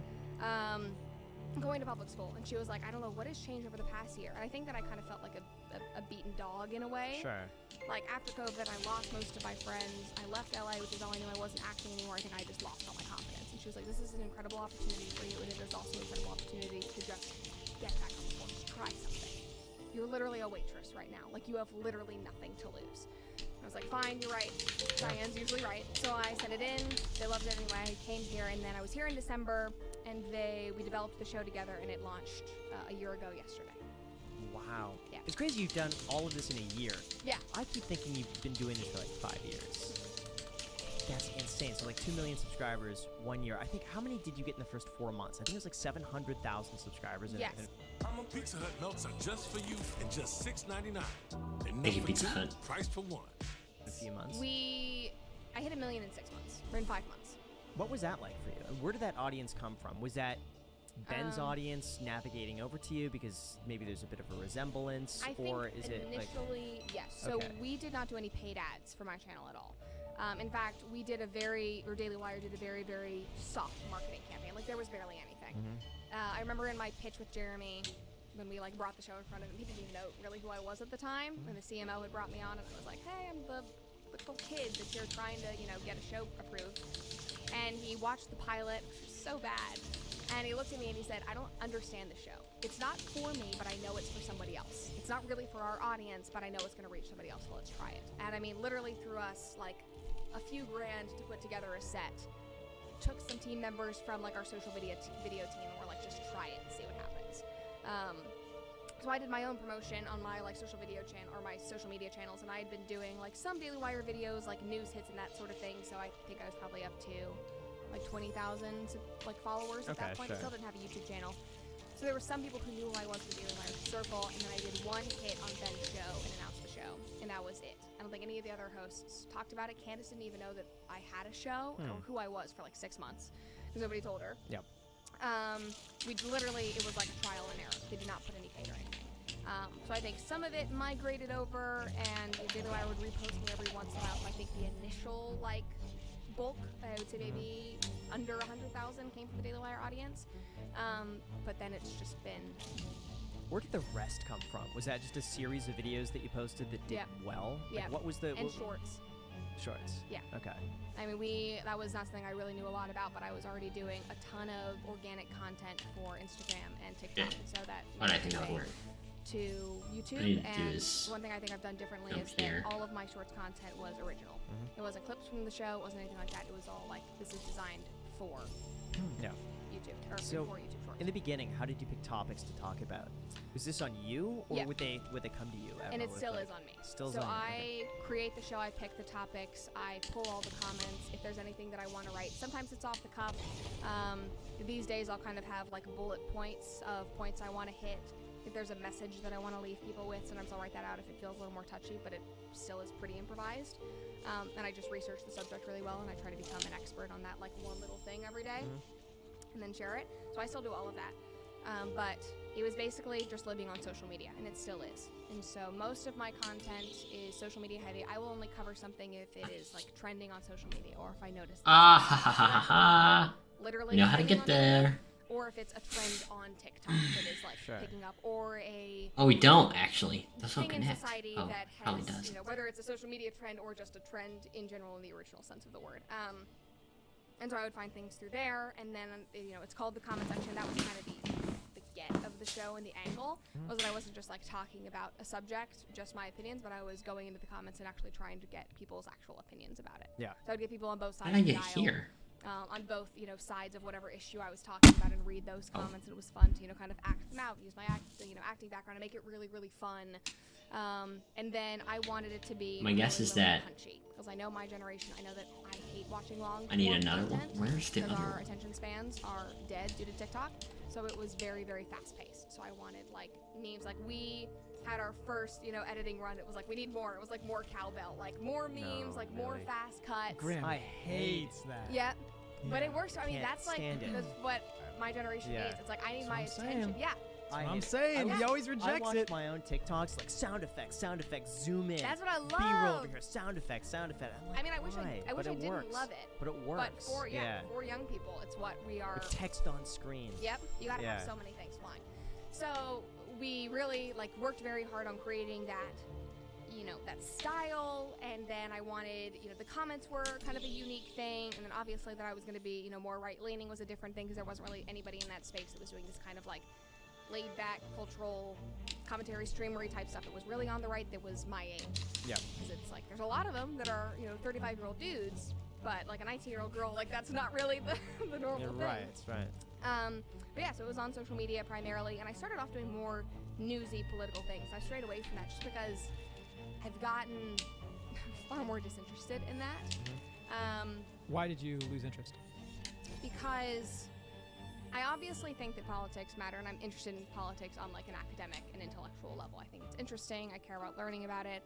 But Andrew Breitbart once said, and I think it still holds weight, that politics is downstream from culture.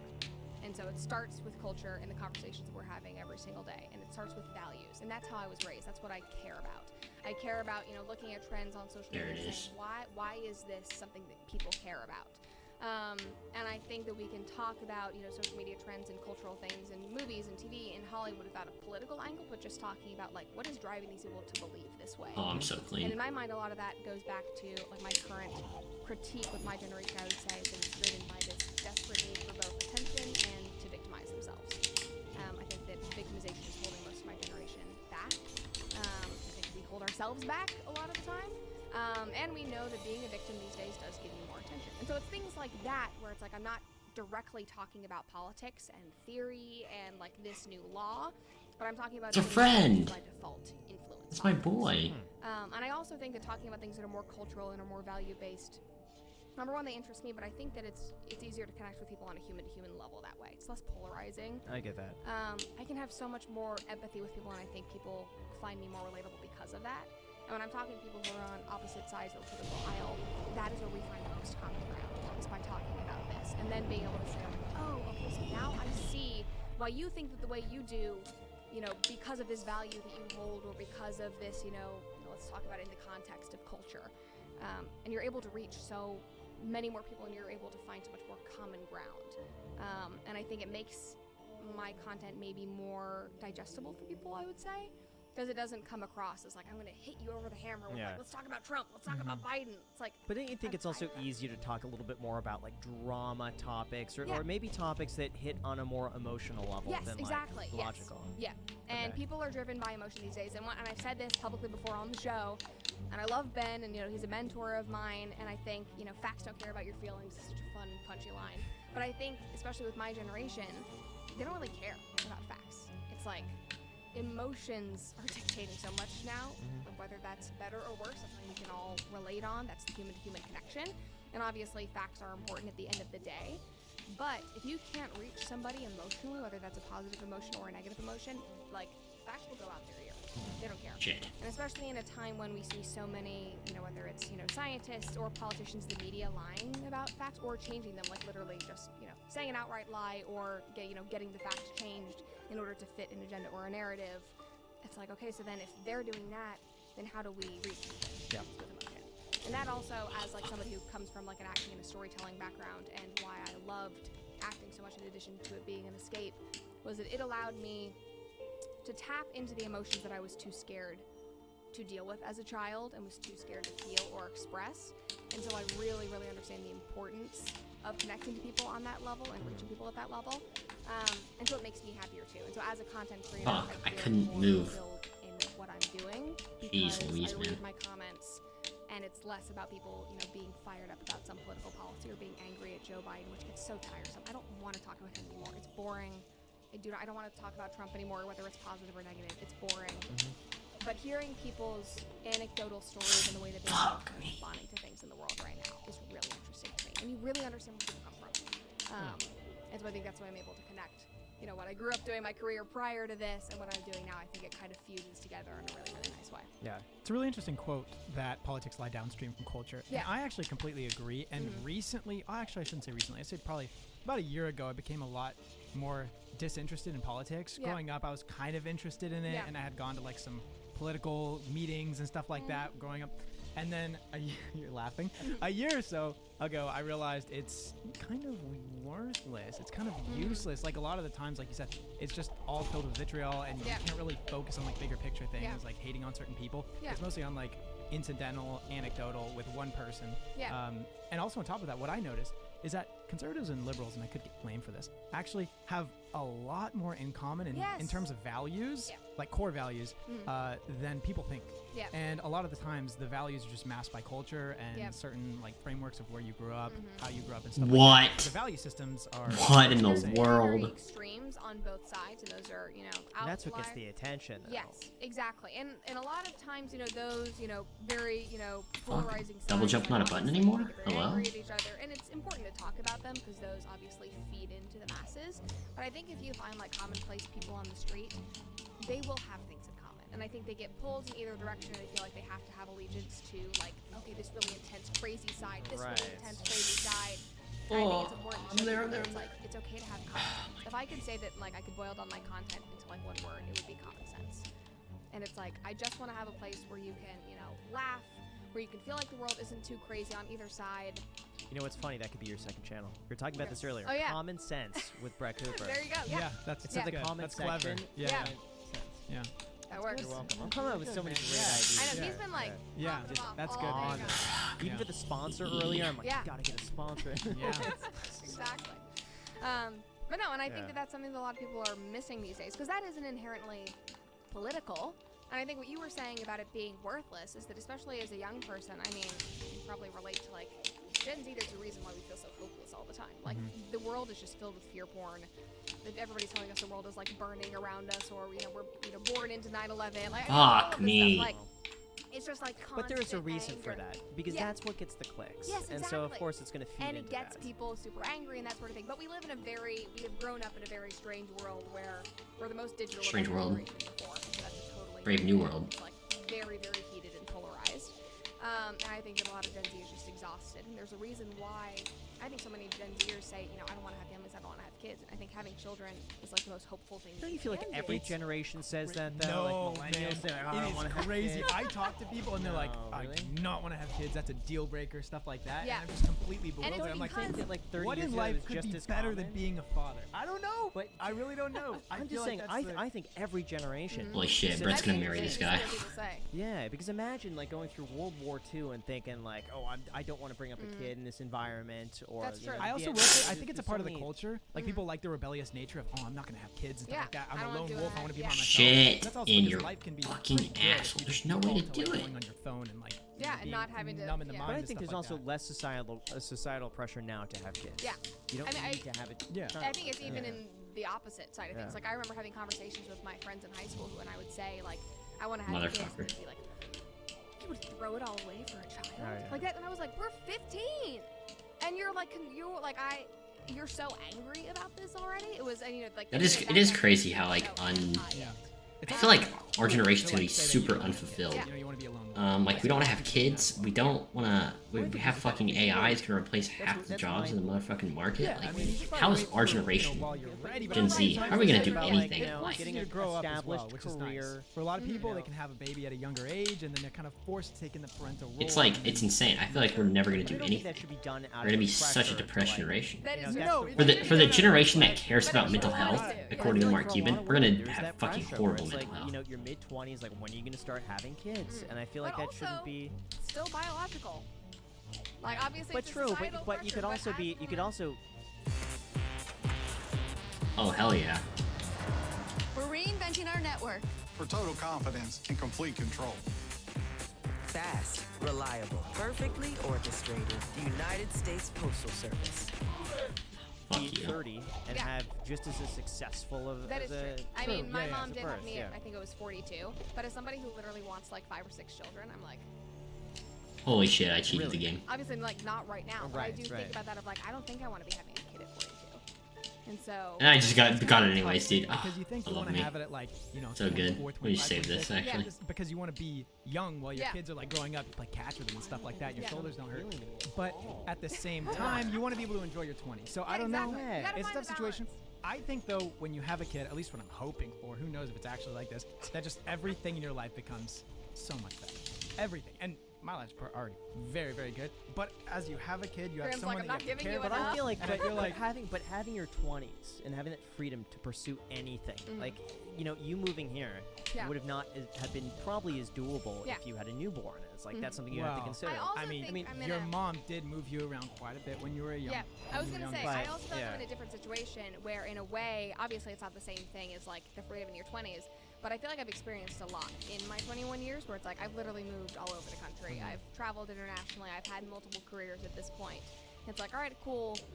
I feel very stable in the job that I have now, and so it's kind of weird. I had Why? this conversation with a couple of friends of mine who are still kind of in this like flux of like I don't know where I want to live permanently or whatever. And I was like, you know what? I'm not really in a position where if like I got pregnant, I wouldn't be like, oh my god, like what's going on? It's like, oh, I'm actually like very stable, and that's terrifying. That's actually scarier to me because I, was thinking like, oh, farther down the line, it was like, oh, I'm an adult now. That's very, very weird to be like very comfortable with that. But no, but I definitely think for women, like obviously it is, societal, but for me at least it is biological because I had, Oh shit! I've been going the wrong way this whole my time. mom had me when she was For 42. what? What did I I even had get a for going this way? relationship with my grandparents, That's and insane. because my grandparents were I'm young, pissed. super fun. Where do I barely go? saw my grandparents growing up because they Oh, were just older. They were the other side here? living. They didn't want to deal with like I have one Shit. cousin that's closer to my age, and we like barely saw our grandparents because of that. Totally different. My brothers traveled with them, did all of this stuff. And I Oh, remember maybe this being way wasn't open before. like, I don't want my parents something, to I don't be there. know. want Was my, this here the whole grandparents time? to- I don't want my kids to have Whatever. that experience. It all goes back to No, high my Don't mom worry was about it. 38 when she had me. Okay. So for me, that just seems kind of normal. Yeah. And it seems like, at least from my perspective, you pursue everything that you want to do. Yeah. On your own, have that freedom, go and travel the world, like have those experiences, and then once you've done those, then it makes sense. I think. Do you think have a you would child. still like travel the world and do that kind of thing with kids? Probably not. No. I'm very set. Like even You're for like, me, I'm ready to settle. Yeah. Well, even for me, traveling is just like it's not something I necessarily look That's forward crazy. to. That It's to not. me is It's a hassle. crazy, I man. love just no. like being home. I will Okay. say, okay, Comfortable. I and do like, agree with that. I don't Yeah. like menial traveling. I don't like just hopping, like, if I'm just, like, popping over to do, like, a work thing, oh my god, it's exhausting. I don't, I mean, it's... That's his favorite kind of travel. Well, I mean, it is paid for it, so that's nice, but these days, we're just, like, travel is so screwed up post-COVID, in my opinion, where every time I travel, like, something goes wrong, and I was in the midst of, like, the Southwest chaos over Christmas, and I was like, I cannot do this anymore. However, like, international travel still excites me, and I've always said that I would love to, like, spend a year abroad with my future kids, and, like, teach them another language, do something like that. But I also think because I was homeschooled, and because I had so much flexibility, I think of, like, having kids as, like, oh my god, this is so cool. See, for me, I want to do van life with Macy. Okay. And just travel the United States in a van. I'd love to take the iced coffee hour on the road. Like at some point. Ready to move into a van? Get an RV. I wouldn't be opposed to it. Here's the thing, I'm a very open-minded guy. Like, if you pitch me anything, like, yeah, sure, why not? Let's see what happens. So I would be down for that. Test it out for a year. I want so. to do van. You can have the That's bump. the one. I could have the bump. Yeah. But it's crazy though. Like even like having a dog makes things difficult because you can't necessarily take the dog everywhere you go. Having a cat easier, but having a reef aquarium is probably the most limiting thing for me. I can't believe. Are we Here's bringing the it thing, back? he wanted it so badly. This reef How big aquarium, is and this? 350 gallons. It's huge. Yeah. But it's so delicate. It's like someone's got to be there to like fill up the water for the reservoir. Like Do every you have, 2 like, a days. caretaker? So, I mean, obviously, there are a couple fiance, people in but- Vegas. Yeah, they know the ins and the outs, but still, like if I'm there, Fuck, the water, this is impossible. all over it. Because I hate these parts of the game, honestly. So leaving that for more than a week at a time is difficult. So that's So then thinking about kids, obviously. I can't do that van life. Yeah, Andrew, are you taking this with you? Custom built van. I heard this analogy and I loved it because I always grew up planning on having at least 2 kids, and I was like, okay, maybe 2, maybe 3. And then I heard from somebody, they're like, I want to have a bunch of kids. And I was like, why would you want to have a bunch of kids? 10, 11, 12. Yeah. I'm like, why do you want so many? He's like, you know what he said? Meet Kevin said it. He's another finance teacher. Okay. And he was like, and I was like, why do you want to have so many kids? He's like, think about it this way, man. They're your best friends. Yeah. Why would you not want more best friends? Yeah. And I was like, well, that makes sense. As long long as you birth can your financially- best friend. I have too many friends. I Families can't are great touch because all you're of them. bonded by Fuck something. you. Like, it's kind of like a marriage. It's like a marriage, right? Where you're existing with somebody and you're living with them and you're happy and everything. But as soon as you sign that contract, it's another level that you have to break through if you want to leave it. So you I have also to make think it it's a work. societal thing where so many people think that marriage is like so much easier to throw away or it doesn't mean as much. And you know, they're like, oh, I can get married, I'll just get divorced if it doesn't work or whatever. Oh, no. And it's like People even, can make it work. That's the thing. And they don't think that they do. I think people are way more compatible in general. What about instances of cheating? Do you want to be with someone who's cheating? Oh no, yeah, I'm not somebody who's like I don't believe There's got to be a line there. where it's Fuck like, It you. absolutely does, but I Yeah, but think they don't want it to that- work out at all. The thing is, it has to be 2 people that both want it to work out. Yeah. And you can make it work out regardless. I think it's less about the ending of marriage and more about like as you're entering into marriage, and I see a lot of my friends, I see some of them that are, you know, a little Graham's more probably way more serious, liberal than and then some both that are, Brett you know, and the other guy on there. so seriously.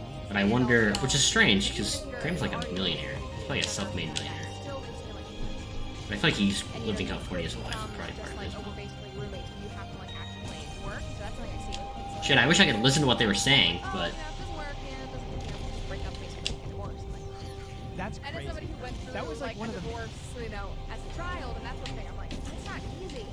It's not a quick fix. That thing took 5 fucking years. It's oh shit, exhausting. you're just supposed to go down. But anyway, that was Dude, my side about marriage. Zeus game, man. It seems like it's a good thing to be like, I want to have friends, so I'm gonna have kids. It's just like that's It's not friends, man. You gotta do it for best yourself. friends. Best friends. Okay, have you ever had a best friend before? Yes. And what was that like? Fantastic. I have many best friends. And you can have more as long as you have kids. I think if you have kids, and not only that, but I feel like you're also contributing to the greater good, especially That's if how I feel. But if you're a good selfish. parent, That seems selfish. That seems No, like you're it's not. bringing It life is- into I the world Dude, that you want. having a kid for the greater good is the stupidest shit on the planet, I think. Okay? great citizens. I'll say it. You want to have a kid because you really love someone that Yeah, you're but with, I think like it with no and you want to, go in, think I'm gonna do this, give it the best shot. fuck you. You want to raise, like an individual. It's not, it's kind of like, you want to bring something into this world, you know? I feel like that's better. Rather than say, like, doing it for the world. No, you're not. Okay? There are very selfish reasons to have a kid. There are selfless reasons to have a kid, probably, but no one, like, in human history has probably ever actually given a shit about the selfless reasons. I've also watched, you know, with my father, you know, the way that, you know, our relationship was, you know, totally destroyed. but especially with her, even in dealing Again, with I wish I could hear anything that they were saying. I feel like I watched her as a parent, no matter what happened. Fuck you. that love is unwavering. And Why can't I pause it? Okay. Put it back on in a minute. Focus up real hard right now. Okay.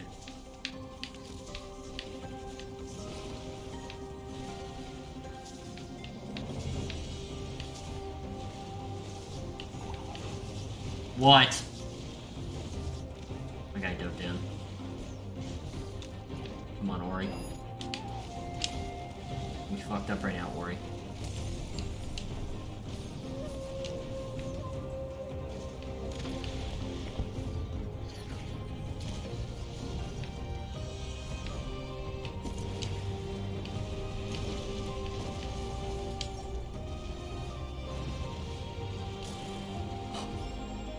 Suck my dick, Ori.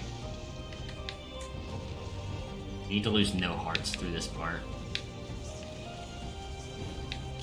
Okay. We need to not lose another heart this part. Shit.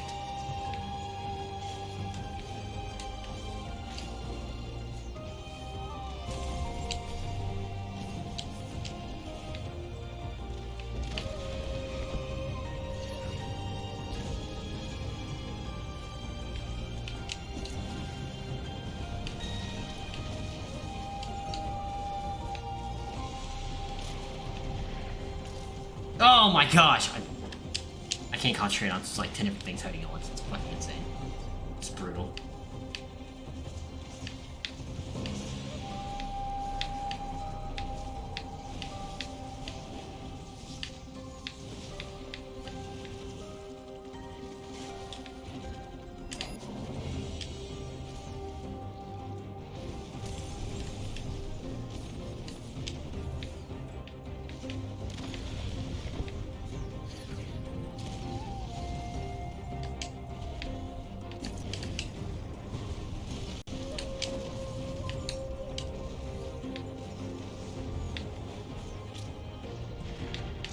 Fuck you.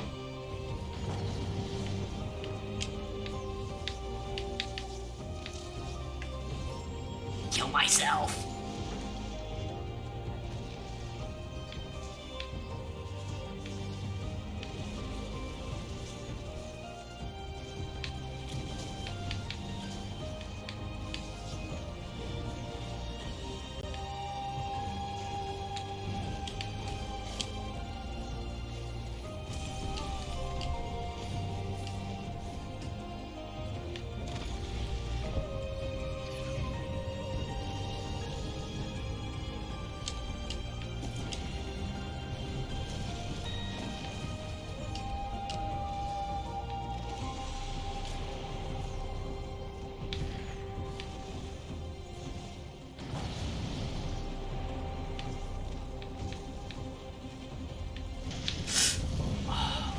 Fuck, man. I have to remember everything, okay? Trust. I know I'm an affiliate on Twitch, but I think I might just start streaming on to other platforms. While streaming on Twitch too. Or maybe what I'll do is I'll do like a Twitch night one night, and then I'll do a multi-stream night the next night. So that way it's like I'm not fucking still following my Twitch obligations. You can't stream on multiple platforms at once, which is a stupid rule, by the way. You should be able to, unless they changed it. They may have changed it, but I'm pretty sure you can't stream on multiple platforms as an affiliate, which is gay, but whatever.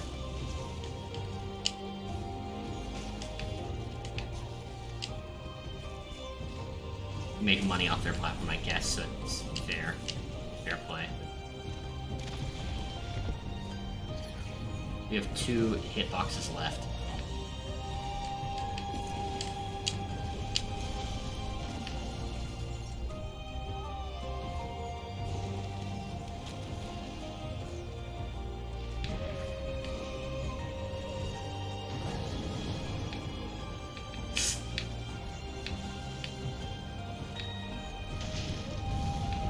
Fuck! How? This is impossible. What time is it? We're looking at 12 o'clock right now. Okay. We're about to be done. Once we beat this, we're done. Nice. Nice, actually.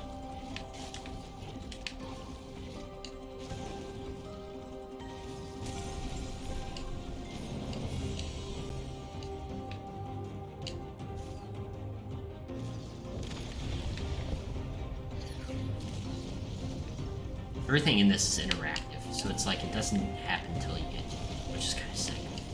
It actually makes it kind of easier. You can like relax, like hold it right here. I can come up here and relax.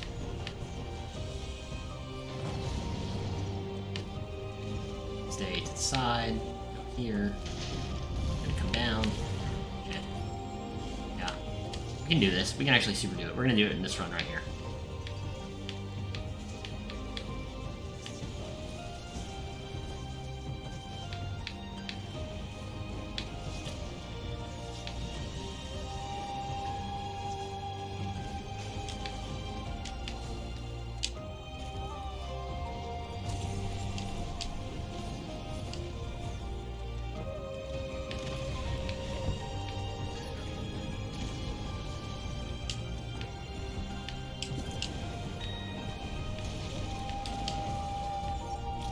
What?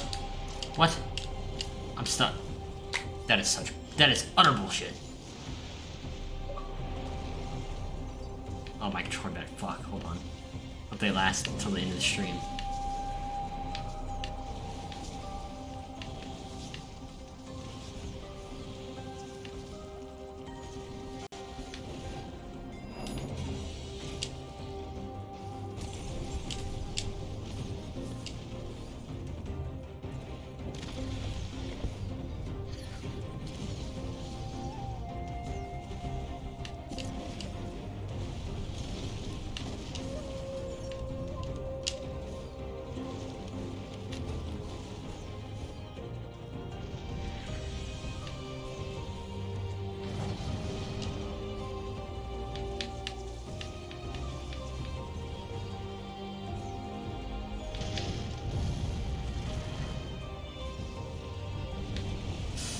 Holy shit. Okay. That the end? That's the end. Ugh.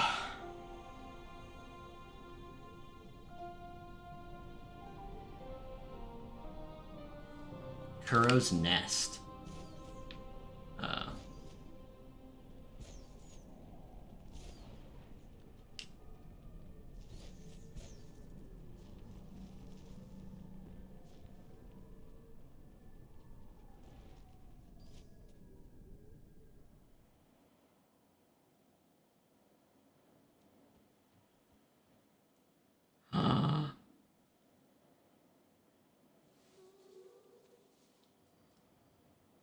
Baby owl.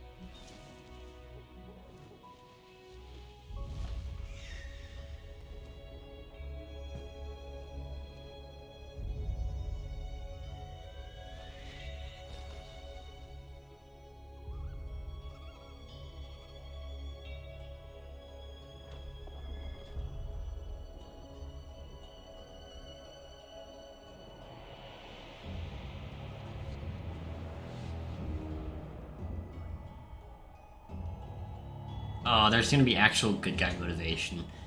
What the owl's doing. Yeah, okay.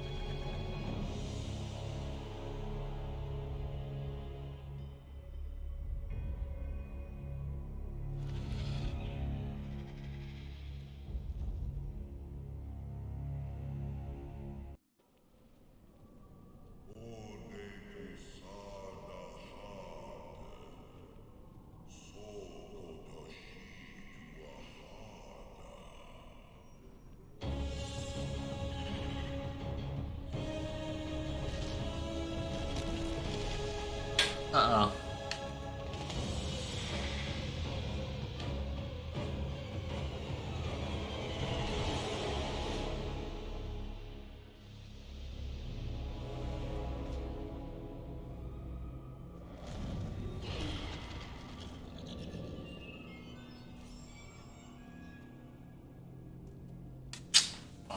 Okay, that's gonna be the end point then. How far are we into this podcast? We are approximately 1 hour, 39 minutes in.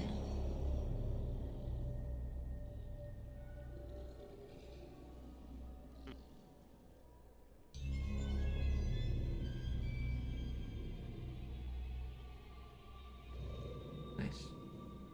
Man, video. Oh yeah. Okay.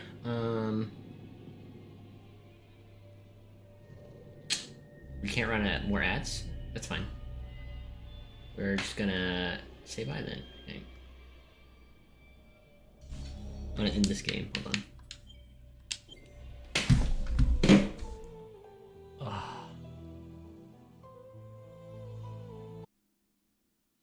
Alright, that looks good.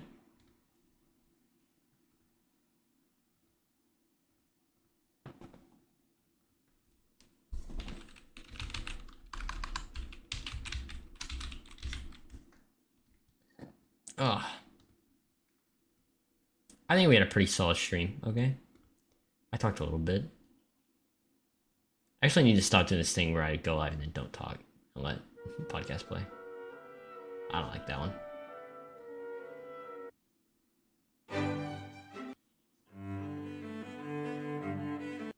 This is good.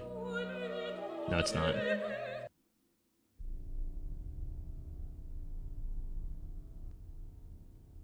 What should you think about this one?